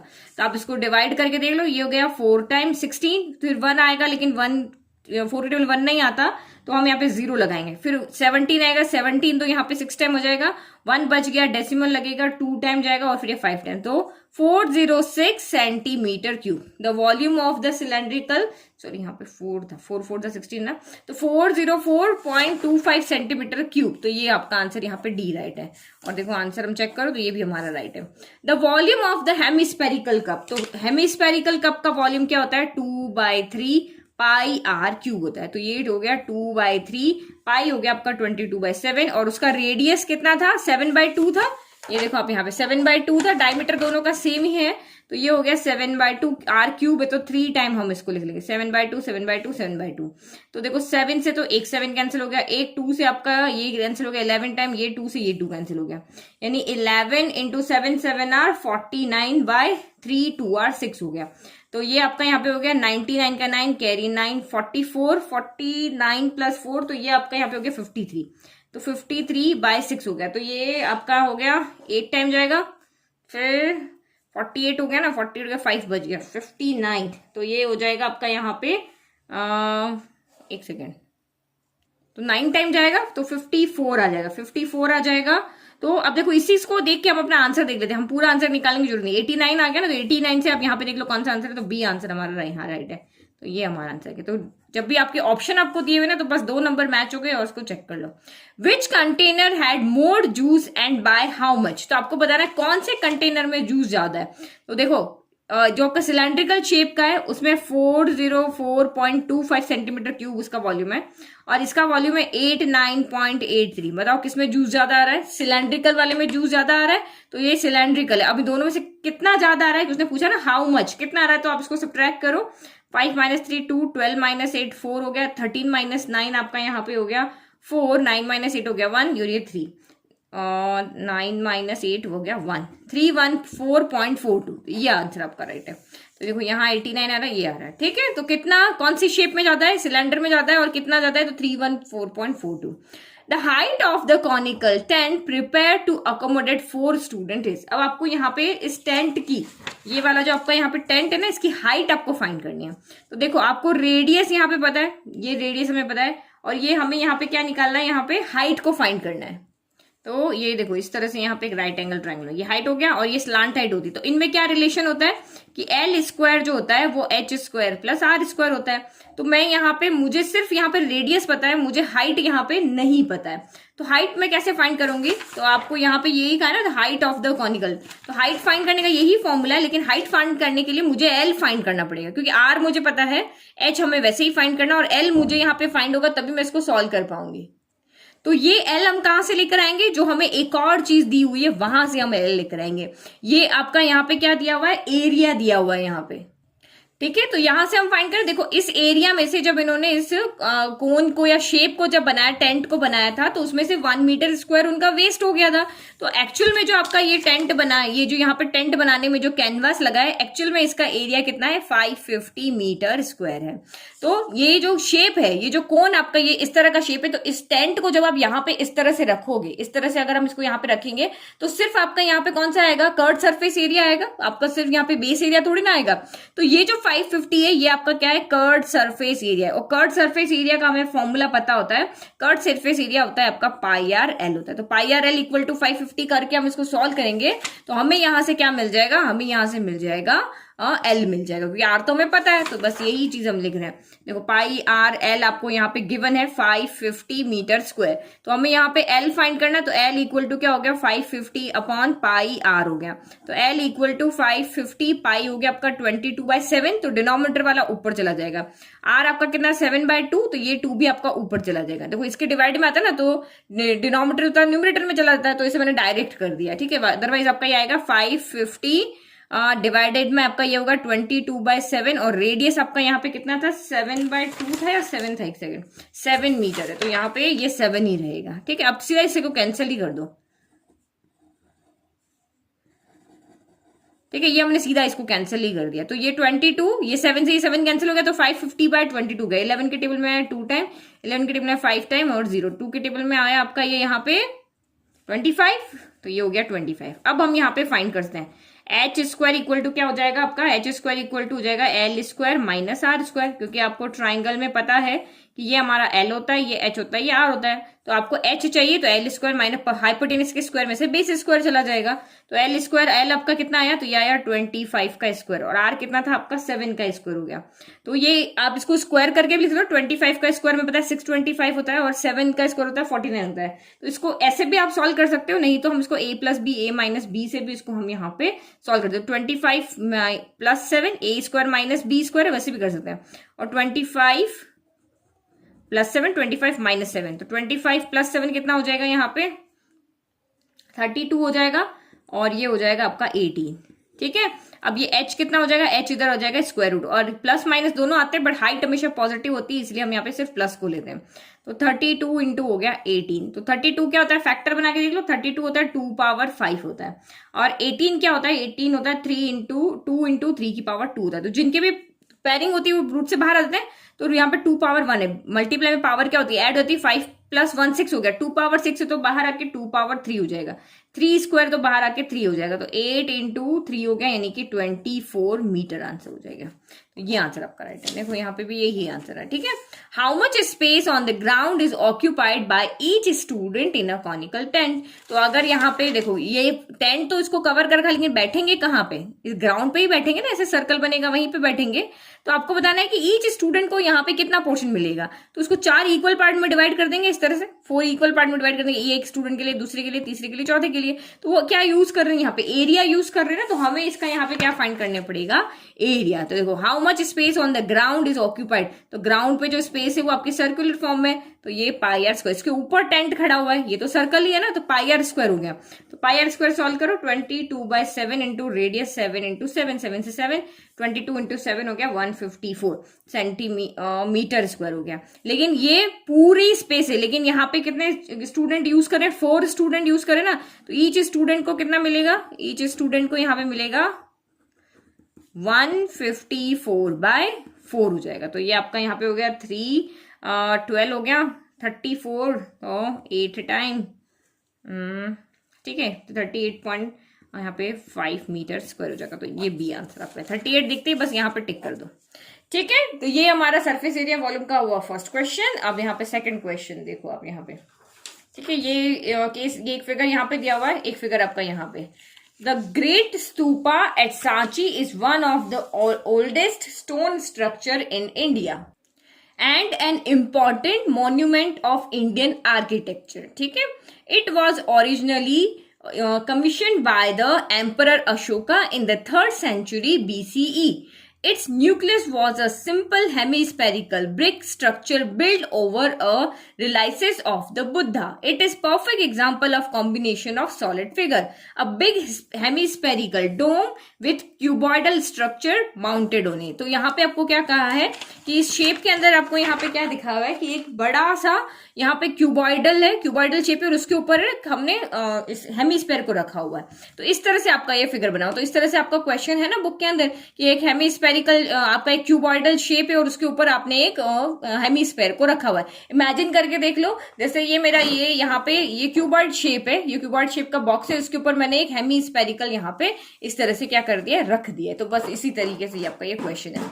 तो फिर calculate the volume of the dome if the height of the dome is 21 centimetre. तो आपका ये जो डोम है ये वाला इस तरह से ऊपर रखा हुआ है ना क्यूबॉइड के ऊपर, तो इसकी आपको यहाँ पे क्या दी हुई है, इसकी आपको हाइट दी, height of the dome is, height क्या होती है, हेमिस्फीयर में तो हाइट होती नहीं है, वो तो उसकी क्या होती है, रेडियस होती है। तो ये आपका यहाँ पे क्या हो जाएगा, ये चाहे रेडियस कह लो चाहे आप इसकी हाइट कर लो, सब सेम होती है। तो वो कितनी है, ये भी 21 हो गई, ये रेडियस भी 21 और हाइट भी इसकी कितनी होती है, 21 होती है। अब हमें इसका क्या फाइंड करना है, वॉल्यूम फाइंड करना है। तो volume of the hemispherical dome, hemispherical dome का वॉल्यूम कितना होता है, 2/3 पाई आर क्यूब होता है। तो ये देखो 2/3 पाई हो गया आपका 22/7 और आर कितना हो गया, तो आपकी यहाँ पे रेडियस है 21, तो 21 को 3 बार मल्टीप्लाई कर देंगे। तो 3 7 7 3 21, तो ये 21 से 21 कैंसिल हो गया। 22 इंटू 2 44, 21 इंटू 21 441 हो गया। तो इसको मल्टीप्लाई करोगे तो 19404 मीटर क्यूब आंसर आएगा। तो ये आपका आंसर हो गया। ठीक है, तो इसका आंसर देखो 19404 metre cube. Now the formula to find the volume of the sphere. तो स्पेयर का जो वॉल्यूम फाइंड करने का फॉर्मूला क्या होता है, वो होता है 4/3 पाई आर क्यूब, ये होता है उसका हाफ 2/3 पाई आर क्यूब। तो ये भी देखो हमारा आंसर यहाँ पे राइट है। फिर नेक्स्ट क्वेश्चन देखो, the cloth required to cover the hemispherical dome if the radius of its base is 14 metre. ठीक है, तो अब आपको यहाँ पे क्या करना है, इस हेमिस्फेरिकल डोम को क्या करना है, क्लोथ से पूरा पूरा कवर करना है। यहाँ पे क्या करना है, इसको क्लोथ से पूरा कवर करना है। तो जब भी हम किसी सरफेस की बात करते हैं, उस पर पेंट करने की बात करें, उसको कवर करने की बात करें या सरफेस पे कुछ भी करने की बात करें, हमेशा एरिया फाइंड होगा। कैपेसिटी की जब हम बात करते हैं, इसमें कितना फिल हो पाएगा, तो इसमें एयर कितनी आ सकती है, तो इस तरह के क्वेश्चन जब भी आएंगे तो अब आप यहाँ पे वॉल्यूम फाइंड करोगे। जब हम बैठने की बात करते हैं ना, तब तो उसका सरफेस, ये ग्राउंड फ्लोर, आप उसका ग्राउंड जो है वो यूज करते हो, तब उसका एरिया आता है। लेकिन जब भी उसकी कैपेसिटी की बात होगी तब आपका वॉल्यूम आएगा। तो जब भी cloth required to cover the hemisphere, तो यहाँ पे आपका क्या आ जाएगा, वो एरिया ऑफ हेमिस्फेयर। और कौन सा आएगा, क्योंकि हम इस पे क्लोथ से ढक रहे हैं, बेस को तो ढकेंगे नहीं, क्योंकि ये डोम आपका इस तरह से शेप में बना हुआ है कि नीचे तो इसका कोई क्लोथ आएगा नहीं, बेस पे थोड़ी ना कोई क्लोथ आएगा इस तरह से। आप खुद इमेजिन करके देखो कि अगर मुझे किसी भी चीज को अगर कवर करना है, इस तरह की बिल्डिंग को, स्तूपा को, तो हम ऊपर से ही कवर करेंगे ना, नीचे से थोड़ी ना कवर, नीचे तो वैसे ही कुछ शेप बनी हुई है। तो यहाँ पे एरिया ऑफ क्या आ जाएगा, ओनली कर्ड सरफेस एरिया आएगा। तो ये कर्ड सरफेस एरिया ऑफ क्या हो जाएगा, हेमिस्फेयर। तो वो कितना होता है आपका 2πr² होता है। तो यहाँ पे रखो 2 इंटू पाई हो गया 22/7, आर हो गया आपका, रेडियस कितना दिया हुआ है यहाँ पे 14 ना, तो ये गलती मत कर देना, ऊपर वाला रेडियस माइंड में रह जाए, 7 से कटा 2 टाइम, तो 22 इंटू ये आपका यहाँ पे 22 हो गया, और ये 2 2 जा 4 हो गया। ओके, तो 4 इंटू 14 हो गया 56 हो गया। अब इसको सॉल्व कर लो, 56 इंटू 22, तो 1232 मीटर स्क्वायर आ जाएगा। ठीक है, 1232 मीटर स्क्वायर। तो देखो आंसर आपका यहाँ पर भी राइट है। The total surface area of the combined figure that is hemispherical dome with radius 14 metre and cuboidal shape, top with dimension 8 metre 6 metre into 4 metre. तो आपको टोटल सरफेस एरिया लिखना है। तो टोटल सरफेस एरिया में आपका कौन कौन आएगा, तो सरफेस एरिया में आपका आएगा, देखो ये क्वेश्चन को आप बिल्कुल अच्छे से समझना। सबसे पहले मैं यहाँ पे लिख रही हूँ टोटल सरफेस एरिया हम निकाल रहे हैं। तो सबसे पहले आपको देखो सरफेस एरिया में आप ये सोचो कि हम इसके टॉप वाले जो डोम वाला पार्ट है ना, सरफेस एरिया में हमेशा वो पोर्शन आएगा जिसको हम टच कर पा रहे हैं। तो ये जो डोम है, इसको हम पूरे इसके कर्व सरफेस एरिया को हम टच कर पा रहे हैं, तो इसको हम यहाँ पे इसके एरिया को ऐड कर देंगे। तो वो आपका यहाँ पे कितना हो गया, 2πr² हो गया। फिर प्लस आपका क्यूबॉइड का एरिया हो गया, क्योंकि क्यूबॉइड के ऊपर वो शेप रखा हुआ है, तो ये आपका क्यूबॉइड का area 2l into B plus B into H plus H into L हो गया। Total surface area of the combined figure that is hemispherical dome with radius 14 centimetre and cuboidal shape top with dimension. तो cuboidal shape यहाँ पे क्या करा है, उसके top पे रखा है। तो ये हेमिस्फेरिकल शेप है और उसके टॉप पे इस तरह से आपको यहाँ पे क्या रखा है, क्यूबॉइडल शेप को रखा है। तो ये क्यूबॉइडल शेप जब इसके ऊपर रखा हुआ है, तो ये नीचे वाला जो पोर्शन है वो पूरा का पूरा यहाँ पे क्या हो जाएगा, हाइड हो जाएगा। तो आप यहाँ पे क्या कर दोगे, तो ये जो पोर्शन यहाँ पे हाइड हो गया, हम इसको यहाँ पे क्या कर देंगे, सब्ट्रैक्ट कर देंगे। तो ये पोर्शन है कौन सा, तो आप यहाँ पे क्यूबॉइड शेप बनाओ ताकि आपको आइडिया लग जाएगा। तो ये मैंने यहाँ पे क्यूबॉइड बना लिया। क्यूबॉइड को जब हमने इसके ऊपर रखा तो वो इस शेप में है। ओके, तो 864, तो ये L हो गया, ये आपका लेंथ हो गया, ये आपका ब्रेथ हो गया, और ये आपका H यानी हाइट हो गया। तो जो ये वाला पोर्शन हमने यहाँ पे रखा है, तो इसका मतलब क्या हो गया, L इंटू आपका क्या आएगा, B आ जाएगा। यानी कि हम माइनस यहाँ पे क्या करेंगे, L इंटू B करेंगे। तो ये तो हमारा क्या हो गया, यहाँ पे फॉर्मूला हो गया। अब हम इसको यहाँ पे क्या कर लेते हैं, सॉल्व कर दे, वैल्यू पुट कर लें। तो 2πr², तो अभी हमने जस्ट फर्स्ट वाले क्वेश्चन में सॉल्व किया, 1 2 3 2 आ रहा है। तो ये तो अभी हम यहाँ पे डायरेक्ट कर देते हैं, 1 2 3 2, फिर प्लस आपका यहाँ पे 2 हो गया। आप इसको सॉल्व कर सकते हो, 2 time L into B minus 1 time L into B, तो ये 2 माइनस 1 1 हो जाएगा। अब हम वैल्यू पुट कर ले, 8 इंटू 6 हो गया, प्लस 6 इंटू 4 हो गया, प्लस 8 इंटू 4 हो गया। तो माइनस L इंटू बी, तो L आपका 8 इंटू 6 आ रहा था, 8 इंटू 6 हो गया। तो इसको सॉल्व कर लो, 1 2 3 2 प्लस 2, तो 8 इंटू 6 48, प्लस 24, प्लस आपका यहाँ पे हो गया 32, फिर यहाँ पे हो गया माइनस का 48 हो गया। इसको सॉल्व कर ले, 1 2 3 2, तो प्लस 2, तो इनको ऐड करो 12, और आपका यहाँ पे हो गया 4 104 हो गया, माइनस 48 हो गया। तो 1 2 3 2 प्लस 4 104 इंटू 2, तो ये हो गया आपका यहाँ पे 208 माइनस 48 हो गया। तो ये आपका इन दोनों को ऐड कर लो, तो 8 प्लस 2 10 का 0 कैरी 1, 3 प्लस 1 हो गया 4, 2 प्लस 1 4 4 0 माइनस हो गया 48। तो ये आपका यहाँ पे आएगा 1392 मीटर स्क्वायर हो गया। तो ये आपका आंसर आ गया, 1392 मीटर स्क्वायर हो गया। फिर the volume of the cuboidal shape top in which dimension mention in the question 4। तो वॉल्यूम ऑफ द क्यूबॉइड आपका यहाँ पे क्या होता है, L into B into H होता है। तो क्वेश्चन नंबर 4 में आपका जो क्यूबॉइड कौन सा मेंशन था, ये वाला मेंशन है ना, जिसका वॉल्यूम हमें पता है L इंटू बी इंटू क्या होता है, एच होता है। तो 8 इंटू 6 इंटू 4 हो गया, तो 48 इंटू 4 यानी कि 192 मीटर क्यूब हो गया, 192 मीटर क्यूब हो गया। Okay, now case study 3। Case study 3 आपकी यहाँ पे, on Sunday your parents took you to a fair, you could see lot of toys displayed and you wanted them to buy a Rubik cube and a strawberry ice cream for you. Observe the figure and answer the question. तो आप इस figure को observe करते हुए answer आपको यहाँ पे करना है। ठीक है, तो ये 21। Okay,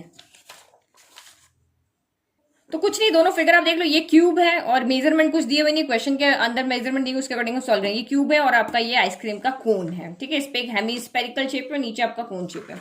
the length of the diagonal if each edge measure 6 centimetre. तो आपको यहाँ पे क्या करना है, इसकी लेंथ, ये क्यूब जो है उसकी डायगोनल, अगर आप इसके अंदर डायगोनल बनाते हो, इस तरह से ज्वाइन करते हो, तो उसकी लेंथ कितनी होगी। तो आपको यहाँ पे फॉर्मूला पता होना चाहिए, लेंथ ऑफ डायगोनल जो होता है वो √3 इंटू साइड ऑफ क्यूब होता है। तो ये छोटी छोटी चीजें आपको यहाँ पे ध्यान रखनी है, क्योंकि इसीलिए मैंने आपको कहा था बेसिक अच्छे से करना, इनमें कहीं से भी क्वेश्चन आ सकता है। तो √3 इंटू साइड कितनी है, 6 सेंटीमीटर, तो 6√3 आपका यहाँ पे क्या हो जाएगा आंसर। डायगोनल की लेंथ सेंटीमीटर में जाएगी, तो 6√3 आपका यहाँ पे हो जाएगा आंसर। तो आंसर चेक कर लें, ये रहा आंसर। ठीक है, फिर नेक्स्ट आप यहाँ पे देखो, volume of the solid figure if the length of the edge is 7 centimetre. अगर क्यूब के एज की लेंथ 7 सेंटीमीटर है तो उसका वॉल्यूम कितना होगा। तो आप यहाँ पे देखो, वॉल्यूम ऑफ द सॉलिड यानी वॉल्यूम ऑफ द आपका यहाँ पे क्या हो जाएगा, क्यूब हो जाएगा। वॉल्यूम ऑफ क्या हो जाएगा, यहाँ पे क्यूब हो जाएगा। वॉल्यूम ऑफ क्यूब आपका यहाँ पे क्या होता है, साइड क्यूब होता है। साइड क्यूब यानी 7 इंटू 7 इंटू 7 यानी 7 का क्यूब हो गया। तो 7 7 49 इंटू 7, तो ये आपका यहाँ पे हो गया। तो 7 का क्यूब हमें वैसे ही पता है हमारा 343 होता है, तो ये हो गया 343 सेंटीमीटर क्यूब हो गया। तो ये आंसर हो गया, चेक कर लो, यहाँ पे भी 343 सेंटीमीटर क्यूब हो गया। Now next, what is the curd surface area of hemisphere, यानी आइसक्रीम वाला जो क्वेश्चन है, आइसक्रीम वाले में कर्ड सरफेस एरिया, जो ऊपर कोन की शेप में रखा होता है ना, ये कर्ड सरफेस एरिया, यानी ये कितना होगा, कर्ड सरफेस एरिया ये होता है सिर्फ ये वाला पोर्शन, अगर इस कोन का सिर्फ ये वाला पोर्शन आपका कर्ड सरफेस एरिया होता है। If the it's base radius आपको कितनी हुई 7 सेंटीमीटर दिया, तो फॉर्मूला आपको यहाँ पे पता होना चाहिए कि कर्ड सरफेस एरिया का फॉर्मूला होता है 2πr²। तो वैल्यू पुट करो, 2 इंटू पाई होता है 22/7, r² यानी 7 इंटू 7, 7 से 7 कैंसिल हो गया, 44 इंटू 7 तो 28 का एक कैरी 2, 48 और 308 सेंटीमीटर स्क्वायर हो गया। तो ये बी आंसर हमारा यहाँ पे राइट है, तो ये हो गया, बी राइट हो गया। देन नेक्स्ट आपका यह है slant height of a cone if the radius is 7 centimetre and the height is 24 centimetre. तो हमें कोन की स्लांट हाइट बतानी है, हमें पता है कोन राइट एंगल ट्राइंगल से बनता है, तो रेडियस आपको 7 दी हुई है, हाइट इसकी 24 दी है, हमें स्लांट हाइट चाहिए, तो ये क्या हो गया, पाइथागोरस थ्योरम लगा लो, एल कितना हो जाएगा 24 का स्क्वायर माइनस 7 का स्क्वायर हो जाएगा, नहीं सॉरी 24 स्क्वायर प्लस 7 होगा, स्लांट हाइट आपकी हाइपोटेनियस होती है ना, तो एल इक्वल टू 24 का स्क्वायर कितना हो गया 576 हो गया, 7 का स्क्वायर हो गया 49, इनको ऐड करोगे 625 आएगा, तो रूट से बाहर आके 25 सेंटीमीटर हो जाएगा। ठीक है, ये तो सर आपको आता ही है ना, रूट से कैसे बाहर निकलते हैं। तो total surface area of cone with hemispherical ice cream, तो total surface area of cone आपका यहाँ पे क्या हो जाएगा विथ हेमिस्फेरिकल आइसक्रीम, तो area of cone plus area of ये curved surface area of hemisphere, यही दो फॉर्मूला आपके लगेंगे। तो इसमें भी जो आपका कोन है उसका भी कर्ड सरफेस एरिया ऑफ कोन आएगा, क्योंकि उसका भी टॉप वाला पोर्शन आइसक्रीम से ढका हुआ है, फिर प्लस हेमिस्फेयर का भी टॉप वाला पोर्शन नहीं दिख रहा है हमें, तो यहां पर भी उसका सिर्फ क्या आएगा कर्ड सरफेस एरिया ऑफ क्या आएगा हेमिस्फेयर आएगा। ठीक है, तो कर्ड सरफेस एरिया ऑफ कोन तो जस्ट अभी हमने फाइंड किया था, ये रहा आपका यहाँ 308, तो ये हम यहाँ पे सीधा लिख लेते हैं 308। Curd surface area of hemisphere, तो ये आपका एक सेकंड, हमने हेमिस्फेयर का फाइंड किया था, यस, कोन का कहां से फाइंड किया, तो कोन का भी हमने फाइंड किया था 308। अब कर्ड सरफेस एरिया ऑफ कोन क्या होता है πr/l होता है, तो l तो अभी हमने फाइंड किया 25, तो पाई हो गया 22/7 इंटू r, रेडियस आपका कितना था 7 ही था, तो ये हो गया आपका यहाँ पे 7, और l आपका कितना आ रहा था यहाँ पे 25 आ रहा था। ठीक है, रेडियस 7 है तो l कितना आ रहा था 25 आ रहा था, प्लस आपका हो गया 308 हो गया। ठीक है, ये हमारा हो गया। अब इसको सॉल्व कर, 7 से 7 कैंसिल हो गया, तो 25 इंटू 2 ये आपको हो गया 50, 50 का 0, 5 तो 50 प्लस 5 55 प्लस 308 हो गया, तो ये आपका 8 हो गया, ये 5 हो गया, ये 858 सेंटीमीटर स्क्वायर हो गया, तो 858 आपका कहाँ पे ये रहा। तो फिफ्थ का आंसर भी आपका यहाँ पे क्या आ गया, तो इसका ये आ गया और ये आ गया, सारे आंसर हमारे इसके राइट है, और बुक के अंदर भी आपके सारे आंसर यहाँ पे राइट दिए हुए हैं। नाउ नेक्स्ट क्वेश्चन है आपके स्टैटिस्टिक्स से, तो case studies COVID-19 pandemic. The COVID-19 pandemic, also known as coronavirus pandemic, is an ongoing pandemic of coronavirus disease caused by the transmission of acute respiratory syndrome coronavirus 2 among humans. The following table shows the age distribution of case admitted during a day in 2 different hospital. तो ये table 1 आपकी एक hospital के data है, दूसरे में patient का, मतलब इस एज के इतने केस आए हैं, इस एज के इतने केस आए, तो उन्होंने 2 टेबल यहाँ पे बनाई हुई है। तो जब आपको कहे कि आप टेबल 1 को कंसिडर करके कुछ सॉल्व करो, टेबल 1 को लेना है, जब कहे कि सेकंड टेबल को कंसिडर करना है तो सेकंड टेबल को करना है। तो फर्स्ट क्वेश्चन है, देखो, the average age for which maximum cases occurred. तो एवरेज एज लेनी है, लेकिन किसके लिए, जहां पे मैक्सिमम केस है, जैसे मैक्सिमम केस किसके लिए है, तो यहाँ पे 21 केसेस ऐसे हैं जिसमें कि आपके यहाँ पे मैक्सिमम केस आपके 23 मैक्सिमम केस आए हैं। तो इनके इसमें एवरेज जो एज है जो वो आपको बतानी, तो इसका मतलब यहाँ पे हम मोड फाइंड करेंगे। तो मोड फाइंड करने का फॉर्मूला हमें पता है, मोड इक्वल, मोड में तो आपको कोई टेबल में चेंज नहीं करना होता है, मोड का सिर्फ आप फॉर्मूला देख लो, L plus F1 minus F0 divided by 2F1 minus F0 minus F2 into H होता है। तो मोड क्लास हमें देखनी होती है, तो जिसकी फ्रीक्वेंसी सबसे ज्यादा है वो आपकी मोड क्लास होती है। तो ये वाला F0 होता है, तो इससे पहले वाला F0 ये खुद F1 होता है, ये F2 होता है, इन दोनों का डिफरेंस आपका H हो जाता है, 45 माइनस 35 ये आपका यहाँ पे हो जाता है 10, यानी कि ये आपका हो गया H। और लोअर लिमिट, तो ये 35 आपकी यहाँ पे क्या हो गई, ये लोअर लिमिट हो गई। तो सारी वैल्यू में पता चल गई, तो वैल्यू पुट करो, लोअर लिमिट तो ये हो गई 35 प्लस F1 माइनस F0, तो 23 माइनस 21 हो गया, डिवाइडेड बाय 2F1, तो 2 इंटू 23 माइनस F1, तो 2f1 माइनस f0, तो ये हो गया 21 माइनस f2 यानी 14 हो गया। और h कितना हो गया, h अभी मैंने आपको बताया था, ये आपका हो गया 10। अब बस इसको सॉल्व कर लो तो आपका आंसर आ जाएगा 35 प्लस 23 माइनस 21, तो ये हो गया 2 इंटू 10 हो गया। फिर 23 इंटू 2, तो ये आपका यहाँ पे हो गया 46। माइनस माइनस प्लस होता है, तो 21 प्लस 14 आपका यहाँ पे हो जाएगा 35 हो जाएगा, ठीक है। और इंटू एच तो हमने ऊपर लिख ही लिया, तो ये हो गया आपका 35 प्लस 2 इंटू 10, तो 35 में से 46 गया, तो ये आपका यहाँ पे हो गया 11। तो 11 को ये 2 इंटू ये आपका 20 हो गया, तो 11 यहाँ पे इसको एलसीएम नहीं लेना, आप डिवाइड करके देख लो। तो 11 से गया 1 टाइम गया 11, तो यहाँ से आपको बचा 9। फिर आपका यहाँ पे लगा डेसिमल, तो ये 90, तो 8 टाइम गया, तो बस हम 2 ले लेते हैं। तो 35 प्लस 1.8 हो गया, यानी कि 36.8 आपका यहाँ पे क्या आ रहा है, एज आ रही है इन ईयर्स। 36.8 ईयर्स आपकी यहाँ पे क्या है, एवरेज एज है। तो यहाँ पे देखो इसके अंदर नहीं, नेक्स्ट 36.8 समथिंग जो आंसर है वो हमारा राइट है। तो ये आपका आंसर है 36.82। तो ये देखो 36.8, ठीक है। The upper limit of model class, तो अपर लिमिट अभी हमें क्या कहा था यहाँ पे, रेफर टू टेबल नंबर 1। तो हम टेबल नंबर 1 को यहाँ पे देख करके सॉल्व कर रहे हैं। तो यहाँ पे upper limit of model class, तो मॉडल क्लास की अपर लिमिट यहाँ पे क्या है, तो अपर लिमिट हमारी यहाँ पे 45 है। अच्छा, आपको अपर लिमिट आपकी यहाँ पे कितनी है, 35 है। Upper limit minus lower limit होता है, तो ये आपका यहाँ पे हो गया 35 हो गया, ठीक है। Next question, the upper limit of model class, तो ये हमने यहाँ पे देखा, ये मॉडल क्लास है हमारा। तो इसमें अपर लिमिट क्या हो जाएगी, lower limit minus upper limit आता है, लोअर लिमिट से अपर लिमिट आपकी यहाँ पे कितनी होगी, 45 हो गई। तो ये upper limit of model classes 45 होगी, ठीक है। तो ये आंसर आपका यहाँ पे right. Now next, refer to table number 2। अब हमें यहाँ पे टेबल नंबर 2 देखना है, मीन्स ये वाली टेबल अब हमें यहाँ पे देखनी है, ठीक है। तो आपको यहाँ पे क्या करना है, इसका भी मोड फाइंड करना है। The mode of the given data is, the mode of the given data is, तो मोड फाइंड करना, सेम फॉर्मूला में लगाने का। और ये मोड आपकी क्लास होगी, मॉडल क्लास होगी, क्योंकि इसकी फ्रीक्वेंसी यहाँ पे सबसे ज्यादा है। तो इसके लिए हम सेम फॉर्मूला लिख रहे हैं। अच्छा, इसका आपको मीन भी तो फाइंड करने के लिए बोला है, तो मीन तो कैलकुलेट करें ना पहले। तो मैंने यहाँ पे फिर से टेबल बना ली है। अब हमें यहाँ पे मीन फाइंड करना है, mean of the given data बोला है ना आपको, तो मीन फाइंड करना है। तो डायरेक्ट मेथड ले लो, जो भी मेथड आपको सही लगता है दोनों में से, अज्यूम मीन ले लो, डायरेक्ट ले लो। तो अगर डेटा के अकॉर्डिंग देखते हैं, तो पहले हमें क्लास मार्क फाइंड करना, तो वो आपका क्या होता है, upper limit plus lower limit by 2। तो अपर लिमिट 15 प्लस 5 बाय 2, तो 20 बाय 2 आपका यहाँ पे 10 हो गया।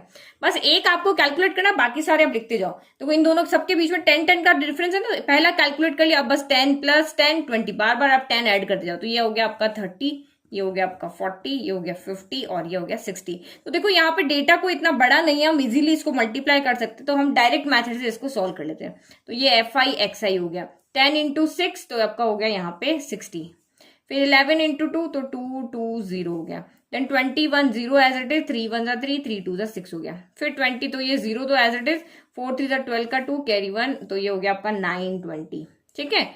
फिर अभी हमने 20, फिर आपका यहाँ पे हो गया 0 और 700 हो गया। देन 6 इंटू 3, तो ये हो गया आपका 300। बस इजी है ना। तो समेशन fi फाइंड कर लो, समेशन fi xi फाइंड कर लो। तो समेशन fi जब इन सबका सम करोगे तो ये आपका 80 आएगा, और इसका सम कर लेते हैं। तो ये हो गया 0, फिर इनका सबका हमने सम किया 10 13 का आपका यहाँ पे 3 हो गया 1, तो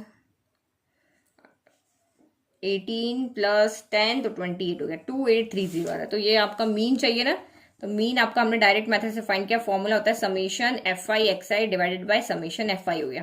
तो 2830 डिवाइडेड बाय आपका हो गया 80। 8 से 0 से 0 कैंसिल हो गया। अब आप यहाँ पे इसको डिवाइड करके देखोगे, तो ये आपका यहाँ पे आएगा 3 टाइम गया, फिर आपका यहाँ पे 4 3 बच गया, 4 3 बच गया, तो 43 बचा ना, तो 5 टाइम गया 40, फिर आपका यहाँ पे ये हो जाएगा 4, तो 35.4 आपका आंसर आ जाएगा। तो 35.4 आपका आंसर। वैसे 35 देखते ही आपको आंसर अपना देख लेना, तो ये भी आंसर आपका राइट है। अब यहाँ पे दूसरा वाला टेबल हमको बोला, और उसको बोला है कि आप इसका मोड फाइंड करके बताओ। तो मोड का तो वही फॉर्मूला टेबल से हमने देख ही लिया था, मोड क्लास कौन सी है। तो मोड का तो फॉर्मूला लिख लेते हैं, L plus F1 minus F0 divided by 2F1 minus F0 minus F2 into H हो गया। तो L कौन है यहाँ पे, तो लोअर लिमिट आपकी हो गई यहाँ पे 35, एच आपका यहाँ पे कितना हो जाएगा, इन दोनों का सब्ट्रैक्शन तो वही, एच ऊपर जितना आ रहा था एच आपका 10 ही आएगा। फिर ये आपका F0 हो गया, ये F1 हो गया, ये आपका F2 हो गया। ठीक है, लोअर लिमिट हमने लिखी थी, तो ये हो गया 35 प्लस F1 माइनस F0। ठीक है, तो वैल्यू पुट कर लेना। F1 कितना आ रहा था 42 माइनस F0 हो रहा है 10, फिर 2F1 तो 2 into 42 minus F0 10 minus F2 24 हो गया इंटू H, तो H आपका यहाँ पे आ रहा था 10। बस अब आपको इसको सॉल्व करना है। 35 प्लस 42 में से आपका यहाँ पे 10 गया, तो ये हो गया 32 इंटू 10 हो गया, 42 इंटू 2 तो ये आपका यहाँ पे हो गया 84। माइनस माइनस प्लस होता है तो 24 माइनस 10 हो गया आपका 34 हो गया। तो यहाँ पे साइन नेगेटिव आएगा क्योंकि दोनों नेगेटिव है। तो ये 35 प्लस 32 इंटू 10, तो यहाँ पे 320 हो गया। 84 में से आपका 34 गया तो 50 बच गया, तो ये 0 से 0 कैंसिल हो गया। तो ये आपका यहाँ पे हो गया 35 प्लस, तो ये 5 6 36.4 हो जाएगा, यानी कि ये आपका हो गया 41.4। तो ये आपका आंसर ए राइट है। ठीक है, अब आपको यहाँ पे का मीडियन फाइंड करके बताओ।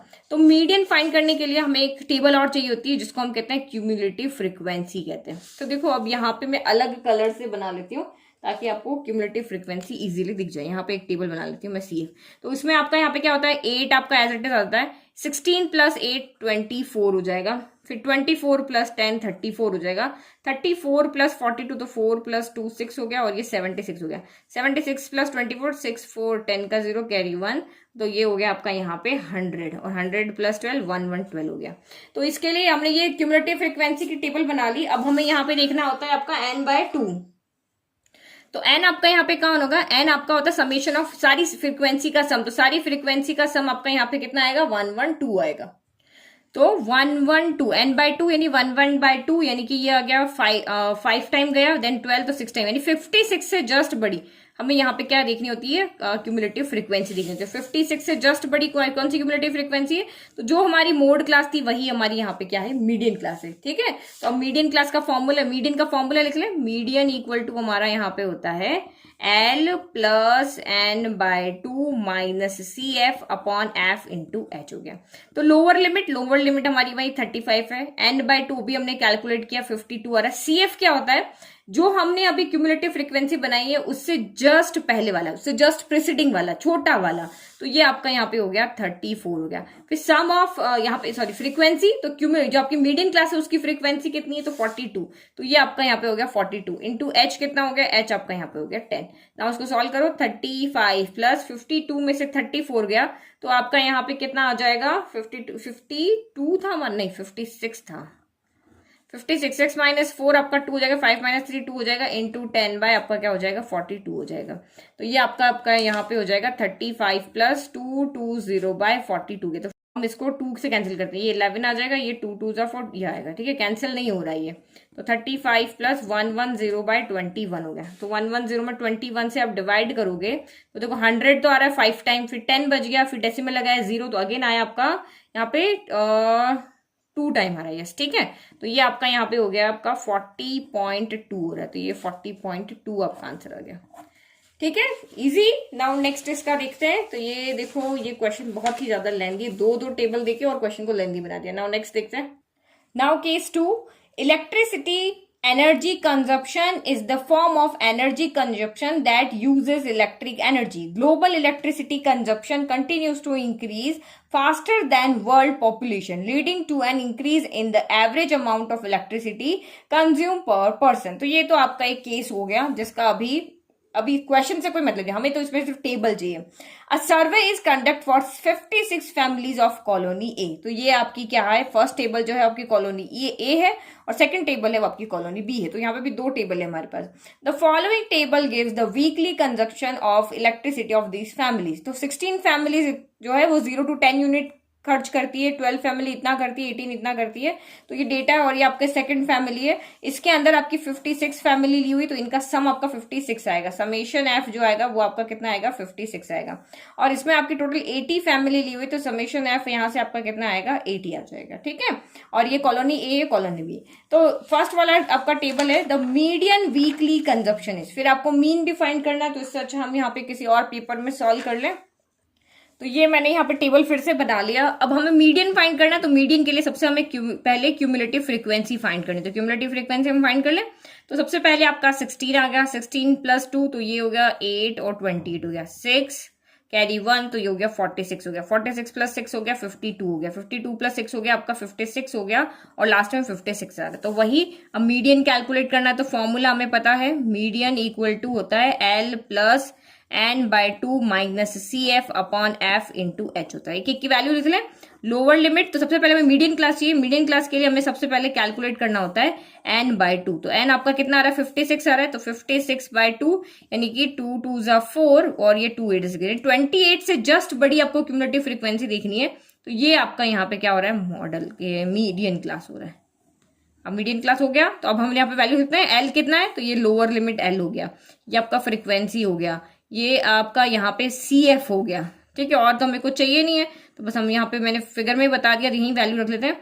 लोअर लिमिट 20 + n/2 अभी हमने कैलकुलेट किया 28 - CF भी आपका यहाँ पे क्या हो गया, 28 हो गया, अपॉन F आपका यहाँ पे 18 आ रहा है, और H कितना आ रहा है, H 30 - 20 तो 10 आ रहा है। तो ये देखो 28 - 28 0 हो गया, 0 में किसी भी नंबर से डिवाइड करो आंसर 0 ही आएगा। तो आपका मीडियन यहाँ पे ओनली क्या है, 20 है। तो ये आपका आंसर यहाँ पे 20 यूनिट है। ओके, आंसर भी साथ में चेक करते ही जाओ। तो ये 20 यूनिट हमारा सही आ रहा है। फिर तो मीन फाइंड करने के लिए पहले हमें क्लास मार्क्स फाइंड करना पड़ेगा, यानी हमें XI फाइंड करना पड़ेगा। तो 0 + 10/2 यानी कि 5 हो गया। अब इनके बीच में 10 का डिफरेंस है ना, तो बस कुछ नहीं करना, 10 ऐड कर दो, 5 + 10 15, देन 25, देन 35, देन 45, देन 55। अब आप अगर चाहते हो कि मैं वही FI XI वाले मेथड से करूं, ज्यादा नंबर बड़े नहीं है, तो आप उससे भी कर सकते हो। लेकिन मैंने एक मेथड आपको पहले बता दिया ना, तो मैं अब यहाँ पे दूसरा FI DI वाला मेथड बताती हूँ। तो DI आपका क्या होता है, XI - E, अज्यूम मीन वाला मेथड है। ये तो आप सीधे से मल्टीप्लाई करके और यहाँ पे कर सकते हो, तो इसको इजीली आप सॉल्व कर सकते हो। मैं आपको दूसरा मेथड भी यहाँ पे रिवाइज करवा देती हूँ। XI - E अज्यूम मीन हमें लेना है, तो हम यहाँ पे अज्यूम मीन किसको लेते हैं, 25 को लेते हैं। जो हमारी मीडियन क्लास की टेबल थी ना, उसी के बराबर वाला ले लेते हैं। कोई बीच का होना चाहिए, लेकिन बीच में तो कोई नंबर है नहीं, ये दोनों बीच में, तो इन दोनों में से कोई भी आप एक ले सकते हो। तो 25 में से XI माइनस है ना, 5 - 25, तो ये माइनस का 20 हो गया। अब आगे भी इसको सॉल्व करना है, 10 का डिफरेंस है ना, तो यहाँ पे 25 के सामने जो है वो 0 है, 25 - 20 0 हो जाएगा। ऊपर जाएंगे माइनस में, नीचे जाएंगे प्लस में, 10 20 देन 30 हो गया। अब हमें, क्योंकि हमें स्टेप डिविजन मेथड नहीं करना है, अदरवाइज वो बहुत ईजी मेथड है, तो हम FI DI कैलकुलेट कर लें। तो 16 × 2 माइनस पहले से आएगा 320 हो गया, 12 × 10 माइनस का 120 आ जाएगा, ये 0, और ये आपका यहाँ पे आ गया 60, ये आपका यहाँ पे हो गया 80, और ये हो गया 0। तो इन दोनों को जब आप ऐड करोगे तो माइनस का 440 हो जाएगा। इनको जब आप ऐड करोगे तो ये 140 हो जाएगा। 440 में से आपका समेशन FI DI, 440 में से 140 माइनस कर दो तो 0, 4 - 4 0, 4 में से 1 किया तो 3 साइन आएगा आपका यहाँ पे नेगेटिव, क्योंकि 440 बड़ा है। तो अब हमें यहाँ पे क्या फाइंड करना है, सेकंड हमें यहाँ पे फाइंड करना है मीन। तो मीन में अज्यूम मीन का क्या फॉर्मूला था, A यहाँ पे प्लस करना पड़ता है। अगर हमने A को यहाँ पे सब जगह सब्ट्रैक्ट किया ना, मैंने इसी तरह से आपको याद कराया था, तो A को हम यहाँ पे जब सब्ट्रैक्ट करें तो हमें जो डायरेक्ट फॉर्मूला उसमें ऐड भी करना पड़ेगा। और यहाँ पे FI XI होता है, यहाँ पे FI DI होता है, समेशन FI हो गया। तो A आपका कितना था 25, समेशन FI DI माइनस का 300, समेशन FI हो गया आपका यहाँ पे 56 हो गया। तो बस इसको सॉल्व कर लो, ये 25 प्लस माइनस माइनस 56 के टेबल में आप यहाँ पे डिवाइड करके देख लो। अगर आपको नहीं आता है तो 300 में 56 से करो, तो ये 5 टाइम जाएगा, तो ये आपका 0 280 आ जाएगा। तो ये आपका हो गया 20, 0 यहाँ पे लगा दो डेसिमल, तो ये 3 टाइम जाएगा और यहाँ पे सॉल्व हो जाएगा। तो ये आपका 5.3 है, 25 में से 5.3 गया, सब्ट्रैक्ट करके देख लेना 19.6 यूनिट आ जाएगा। तो हमारा इसका आंसर कितना हो गया यहाँ पे 19.6। तो ये देखो, ये वाला आंसर आपका यहाँ पे राइट है, ये रहा 19.6 आ रहा ना, तो बस इससे मिलता जुलता आंसर तुम्हारा यही है, ये आपका राइट हो गया। फिर थर्ड क्वेश्चन देखो, the model class of the above data is. तो चलो ठीक है, यहाँ पे आपको सिर्फ मॉडल क्लास ही पूछा है, मोड नहीं निकालने के लिए। मॉडल क्लास आपकी क्या होगी, जिसकी फ्रीक्वेंसी सबसे ज्यादा है, तो ये आपकी यहाँ पे क्या होगी मॉडल क्लास। 20 to 30 जो है वो आपकी क्या है यहाँ पे मॉडल क्लास है। अब हम लेंगे यहाँ पे टेबल नंबर 2, ये हमारी टेबल नंबर 2 आपका है ना, refer to data received from colony B. तो कॉलोनी बी के लिए the modal weekly consumption is. अब हमें यहाँ पे मोड फाइंड करना, तो मोड तो हम यही फाइंड कर लेते हैं। मोड इक्वल का फॉर्मूला होता है L + F1 - F0 divided by 2F1 - F0 - F2 × H है। तो यही मोड क्लास तो अभी हम देख लेते हैं। ठीक है। तो ये सबसे बड़ी फ्रीक्वेंसी ये है, तो ये आपकी मोड क्लास हो गई। तो ये F0 होता है, ये F1 होता है, ये F2 हो जाता है, ये आपकी लोअर लिमिट हो जाता है, और ये दोनों का डिफरेंस आपका H हो जाता है। H आपका यहाँ पे कितना आ रहा है, 10 आ रहा है। तो सबकी वैल्यू रख लें हम यहाँ पे। तो लोअर लिमिट हमारी यहाँ पे कितनी थी, 40। इसी को देखते जाते हैं। लोअर लिमिट हमारी कितनी है, 40 है, ठीक है। फिर प्लस F1 माइनस F0, तो F1 आपका है 40, F0 है कितना है 20। फिर 2F1, तो 2 into 40 minus F0 minus F2 5 हो गया, और इंटू H, तो इंटू आपका यहाँ पे हो गया 10। अब बस इसको सॉल्व कर लो। 40 प्लस 40 में से 20 गया तो 20 बचा, ये हो गया 80 माइनस माइनस प्लस, तो 20 प्लस 5 25, साइन आएगा नेगेटिव। तो ये आप यहाँ पे अच्छा इंटू 110 ले लिया, यहाँ पे क्या हो जाएगा 10 हो जाएगा, तो ये 0 यहाँ पे लगा लो। 20 इंटू 10 200 हो गया, इक्वल टू 40 प्लस 200, 80 में से 25 गया तो 55 बचा। अब आप इसको 55 से डिवाइड करके देख लो, तो ये यहाँ पे लगभग 55 से जब हम इसको डिवाइड करेंगे ना, चलो मैं यहाँ पे करके ही बता दी, फिर आप कहोगे कि सॉल्व नहीं करके बताती हूँ मैम। आप 55 से, तो 55 से 3 टाइम जाएगा, सबसे पहले 3 टाइम गया तो 165 आया, 5 10 माइनस 5 से 3 35 हो गया, डेसिमल लगाया 0, तो 6 टाइम जाएगा, 6 टाइम के बराबर आएगा तो ये कुछ सॉल्व हो जाएगा। तो हमें तो डेसिमल के एक वैल्यू तक चाहिए, हमें ये हो गया। तो ये आपका आंसर आ गया 43.6 यूनिट्स। तो ये आपका आंसर यहाँ पे आ गया, ठीक है। फिर द मीन वीकली कंजप्शन। अब हमें फिर से यहाँ पे मीन फाइंड करना है। मीन फाइंड करना है तो हमें एक टेबल बनानी पड़ेगी फिर से, क्योंकि या तो आप यहाँ पे FIDI से कर लो, वो भी आपका ईजी हो जाएगा, और लगता है कि नहीं बड़ा डेटा आ रहा है तो फिर हम उससे करेंगे, ठीक है। तो मैं यहाँ पे फिर से लिख लेती हूँ, ठीक है। डेटा हमने लिख दिया। सबसे पहले हमें XI कैलकुलेट करना होता है, तो हम इसको XI कैलकुलेट करते हैं। वो upper limit plus lower limit by 2, 0 plus 10 by 2, तो ये आपका यहाँ पे आ रहा है 5। अब सब में 10 का डिफरेंस है ना, तो बस वही कर दो, 10 10 ऐड कर, 15 हो गया, देन 25 हो गया, देन आपका 35 हो गया, देन आपका 45 हो गया, देन 55 हो गया। अब आपको लगता है कि यहाँ मल्टीप्लाई करना ईजी है, तो FI XI ही कैलकुलेट कर लो। तो 0 इंटू 5 तो 0 हो गया, और ये हो गया आपका 75 हो गया, ये आपका यहाँ पे 250 हो गया, 35 इंटू 2 70, और एक 0 हो गया, ये 0 पहले से है, और 180 हो गया यहाँ पे 40, एक 0 और आएगा यहाँ पे, ठीक है। तो ये एक 0 लिख दिया, और 55 इंटू 5 तो ये हो गया 275 हो गया। तो नंबर ऑफ फैमिलीज, इनका समीशन कर दो। इनका आपको वैसे भी क्वेश्चन में दिया था 80 फैमिली। समीशन FI XI करो, तो ये आपका यहाँ पे 5 प्लस 5 10 का 0 कैरी 1 हो जाएगा, तो 1 हो गया, और 7 प्लस 1 8। अब ऐड तो आप कर लेना इसको इजीली, ऐड आपका करके ये हो जाएगा। बहुत देर हो गई बोलते बोलते ना, गला सा सूख रहा है। तो ये आपका जब आप इसको सबको सम करोगे ना, तो सम आपका लगभग 3100 ही आएगा, ठीक है। अब समीशन FI में पता ही है, तो मीन आपका यहाँ पे क्या हो गया है, summation FI XI divided by summation FI हो गया। तो ये हो गया 3100 डिवाइडेड बाय 80 हुआ, 0 से 0 कैंसिल हो गया। साइड में हम डिवाइड करके देख लेते, तो 8 से डिवाइड करना है आपको यहाँ पे, तो 8 3 24 हो गया। तो यहाँ पे आपका 24 31, तो ये हो गया 7 0, तो ये आपका 8 8 64 हो गया। 70 माइनस 64 हो गया 6, डेसिमल लगाया 0, तो ये आपका 7 टाइम हो गया, यानी कि 38.7 समथिंग इसका आंसर आ रहा होगा। देखो पेपर कहाँ गया हमारा, ये रहा। तो उसका आंसर 38.75 मिनट आ रहा है। तो हमारे सारे आंसर इसके यहाँ पे क्या आ रहे हैं, राइट आ रहे हैं, ठीक है। नाउ नेक्स्ट हमारा लास्ट चैप्टर बचा है, जो कि है हमारा प्रोबेबिलिटी। तो नेक्स्ट प्रोबेबिलिटी और case 1, on a weekend Rani was playing cards with her family. Rani अपनी फैमिली के साथ कार्ड्स खेल रही है। द डेक हैज 52 कार्ड्स, और उसके पूरे कितने कार्ड्स है उसके पास में, 52 कार्ड्स है। If her brother Drew 1 card, उसमें से एक ब्रदर उसका है, वो कोई एक कार्ड ले लेता है, ठीक है। तो अब हमें यहाँ पे, अब वो जो भी कार्ड लेता है उसकी प्रोबेबिलिटी भी बतानी है। Find the probability of getting a king of red colour. तो हमें यहाँ पे पता है कि हमारे पास जो भी कार्ड्स हैं उसमें हमारे पास 52 कार्ड्स है, और इन 52 कार्ड्स को हमने 4 ग्रुप में डिवाइड किया हुआ है। हर ग्रुप में आपके यहाँ पे 13 कार्ड्स होते हैं, ठीक है। 13 4 आपका कितना होता है, 52 होता है।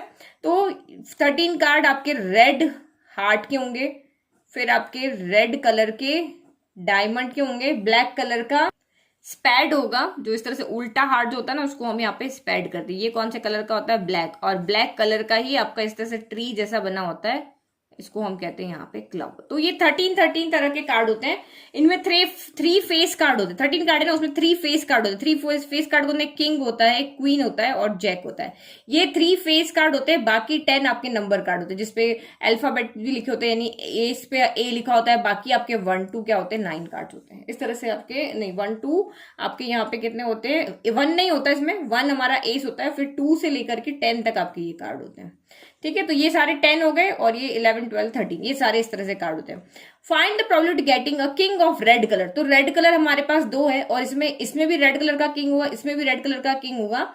तो जो आपके सभी कंडीशन के लिए जो पॉसिबल आउटकम है वो 52। आपके हैंड में जितने कार्ड है टोटल, जिसमें से आप यहाँ पे कोई भी कार्ड ड्रॉ कर रहे हो, तो वो आपका पॉसिबल आउटकम होता है। अब फेवरेबल आउटकम यानी किंग, रेड कलर के किंग कितने आ सकते हैं, तो ये आपका फेवरेबल आउटकम हो जाएगा। तो फेवरेबल आउटकम कितना हो गया, यहाँ पे आपका 2 हो गया। तो वही जो आपका किसी भी इवेंट की प्रोबेबिलिटी का फॉर्मूला हो जाता है आपका favourable outcome divided by possible outcome. तो फेवरेबल आउटकम आपका 2 हो गया, पॉसिबल आउटकम 52 हो गया। तो एक बार फॉर्मूला लिख दिया, बस इस बार हम डिवाइड करते जाएंगे। 2 के टेबल में 2 आया 1 टाइम, 2 के टेबल 52 आया आपका 26 टाइम। तो 1/26 आपका यहाँ पे क्या हो जाएगा, आंसर हो जाएगा। साथ साथ में आप आंसर भी चेक करते जाओ। ठीक है, ये आंसर राइट है। फिर find the probability of getting a face card. A face card तो मैंने अभी आपको बताया कि सबके अंदर 3 फेस कार्ड होते हैं, किंग क्वीन जैक। तो इसके भी होंगे, इसके भी होंगे, इसके भी होंगे, इसके भी होंगे। यानी 3 1 3, 3 2 6, 3 3 9, 3 4 12। यानी कि हमारे पास टोटल कितने फेस कार्ड है, 12 फेस कार्ड है। तो ये हमारा क्या हो गया, फेवरेबल आउटकम हो गया। पॉसिबल आउटकम तो हमेशा 52 ही रहेगा कार्ड के लिए। तो वही फेवरेबल आउटकम डिवाइडेड बाय आपका यहाँ पे क्या हो गया, पॉसिबल आउटकम। तो 3 के टेबल से कैंसिल कर लो, 3 के टेबल से आपका ये कैंसिल नहीं हो रहा। 4 के टेबल से, 4 के टेबल में ये आपका यहाँ पे आया 3 टाइम, 4 के टेबल में 1 जा 4 और 3 3 जा। ठीक है, तो 3/13 आपका यहाँ पे आंसर है। तो डी आंसर आपका यहाँ पे राइट है। ये देखो डी आंसर आपका राइट है। Find the probability of getting a jack of heart. तो ये हार्ट है आपका और इसमें एक ही जैक होगा, तो 1/52 आपका आंसर है। 1/52 आपका आंसर है। तो बी आंसर आपका राइट है। अब आप यहाँ पे देखो, ये आंसर बी ही लिखा हुआ है, लेकिन ये प्रिंट यहाँ पे गलत हुआ है। 1/52 का इसने कहा ना, थर्ड का बी आंसर राइट है, तो बी तो यहाँ पे 1/52 है।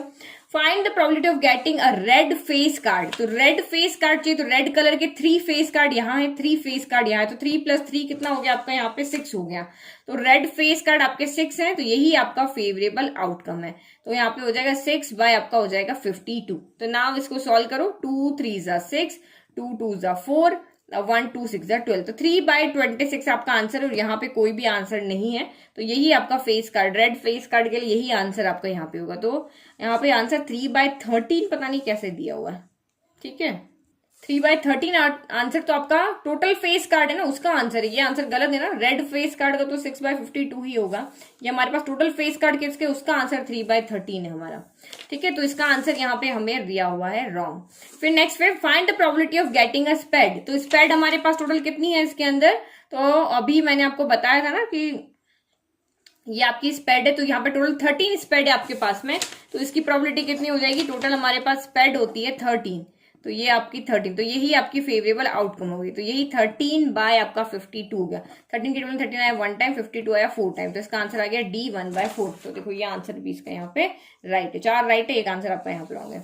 नाउ नेक्स्ट क्वेश्चन देखो, तो इसी तरह से आपका या तो कार्ड वाला क्वेश्चन आ सकता है, या आपका यहाँ पे कॉइन वाला क्वेश्चन आ सकता है, या फिर आपका यहाँ पे ये डाइस वाला क्वेश्चन आ सकता है, अगर ये प्रोबेबिलिटी में से कोई भी आपका यहाँ पे केस बेस्ड बनता है। Rahul and Ravi plan to play business in which, board game वो खेल रहे हैं। They were suppose to use 2 dice, और उस बोर्ड गेम में वो 2 डाइस का यूज कर रहे हैं। ठीक है, Ravi got first chance to roll the dice. अब आप सबसे पहले यहाँ पे देखो पॉसिबल आउटकम कितने होंगे जब वो 2 डाइस को थ्रो करते हैं। 1 डाइस में कितने होते हैं, 1 डाइस के अंदर होते हैं 6, और दूसरी डाइस के अंदर भी कितने होंगे, 6 आउटकम। तो इन दोनों का प्रोडक्ट जो होगा यानी कि 36 आपके यहाँ पे क्या हो जाएंगे, पॉसिबल आउटकम्स हो जाएंगे। ठीक है, तो ये टेबल आपको बनानी पड़ेगी अगर एग्जाम में 2 डाइस का क्वेश्चन आता है, तो ये पूरी टेबल कि क्या क्या आउटकम होंगे। पहली डाइस पे 1 आ सकता है, तो दूसरी डाइस पे 1 2 3 4 5 6 इस तरह से। दूसरी डाइस पे 2 आ सकता है, तो दूसरी पे अगर पहली पे 2 आए तो बाकी सब पे 1 2 3 4 5 6 आता है। तो इस तरह से जब हम सारे आउटकम्स बनाते हैं ना, तो इन सबको जब हम काउंट करते हैं तो ये आपके 36 पॉसिबल आउटकम्स होते हैं। अब इसके अकॉर्डिंग हम यहाँ पे देखेंगे कि कौन कौन से यहाँ पे हमारे फेवरेबल आउटकम्स बनते हैं। तो Ravi got first chance to roll the dice. अब रवि को पहला चांस मिला है डाइस को रोल करने का। What is the probability that he got the sum of the two numbers appearing on the top face of the die is 1। तो देखो यहाँ पे बिना मैं टेबल बनाए भी यहाँ पे लिख सकती हूँ। देखो 1 के साथ कौन सा नंबर, देखो मैक्सिमम नंबर यहाँ पे कौन है, 1 है, 2 है, 3 है, 4 है, 5 है और 6 है, बस ये नंबर देख लो।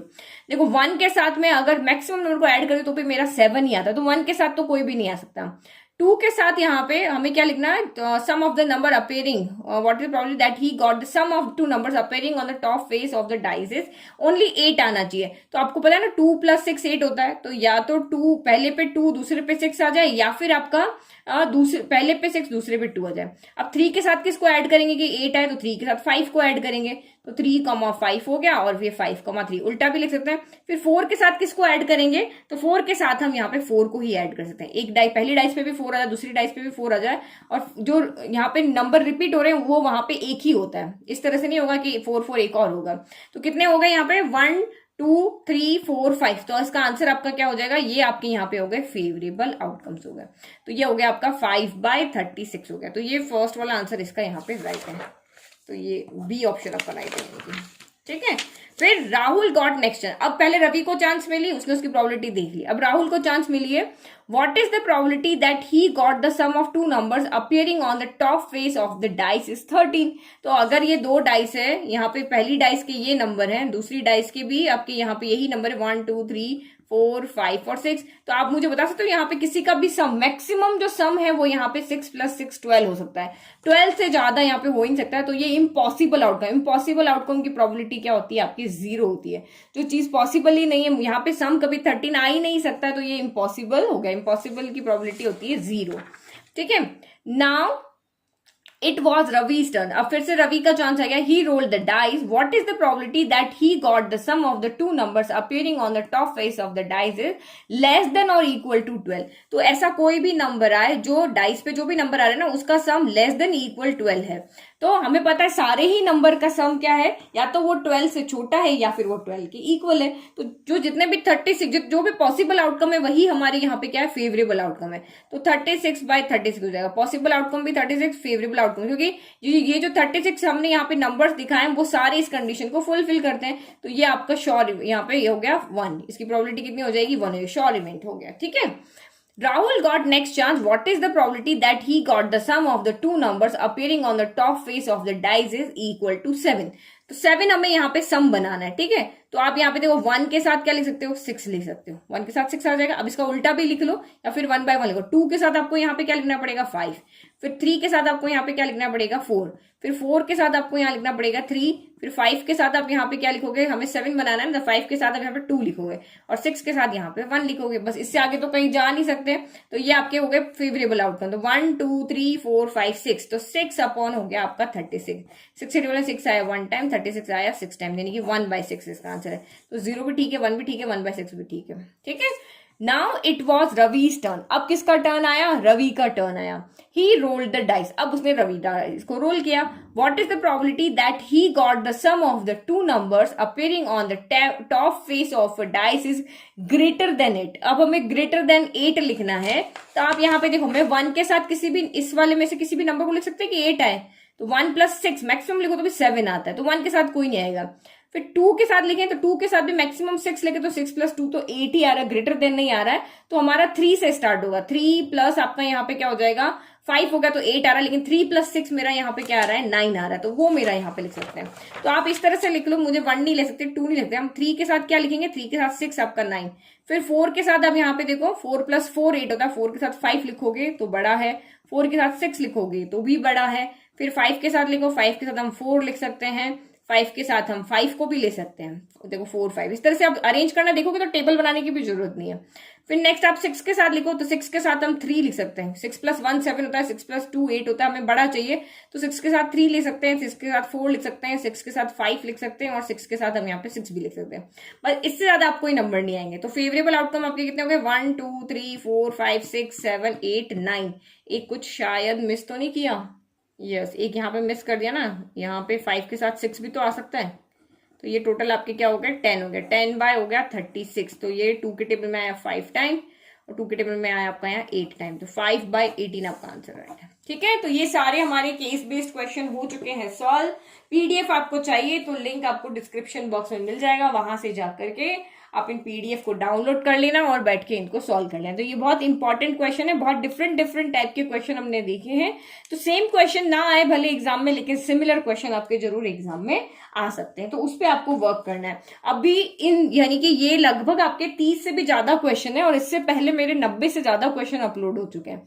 आपने ऐप में जाके देखा होगा तो 90 से प्लस ज्यादा पीडीएफ वहां पे है, वीडियो भी आपके यूट्यूब पे अवेलेबल है। तो ये 120 क्वेश्चन भी अगर मैं देखती हूँ मैक्स टू मैक्स 120 क्वेश्चन है, इससे ज्यादा ही होंगे, कम तो नहीं होंगे। तो ये क्वेश्चन अगर आपने सॉल्व कर लें तो एग्जाम में लिख करके ले लो, मैं गारंटी लेती हूँ कि आपके केस बेस्ड क्वेश्चन के तो 16 मार्क्स पक्के हैं, यानी कि 16 मार्क्स आपके कहीं भी नहीं जाएंगे अगर आपने इन सारे केस बेस्ड क्वेश्चन को सॉल्व कर लिया। क्योंकि इतने क्वेश्चन सॉल्व करने के बाद में तो आपको आइडिया लग ही जाता है कि किस तरीके से हमें यहाँ पे, क्योंकि जो भी यहाँ पे बेसिक है चैप्टर के वो सारे के सारे इन केस बेस्ड क्वेश्चन में आपके आ गए हैं। ठीक है, तो all the best for your exam. अच्छे से आप पढ़ाई करो और एग्जाम की तैयारी करो। एग्जाम आपके जरूर होंगे, चाहे लेट हो, चाहे आपकी जो आपकी डेट आपकी दी हुई है उसी पे हो, लेकिन एग्जाम आपके जरूर होंगे। क्योंकि जो दूसरे स्टेट्स है ना, जिनके अप्रैल से एग्जाम स्टार्ट होने वाले थे, तो उन्होंने भी क्या किया, उनके एग्जाम को पोस्टपोन कर दिया, पर किसी ने भी अपने एग्जाम को कैंसिल नहीं किया है। तो आप ये तो सोचो ही मत कि हमारे एग्जाम नहीं होंगे, एग्जाम आपके जरूर होंगे, चाहे वो थोड़े से डिले भी हो सकते हैं। ओके, चलो, ओके, बाय।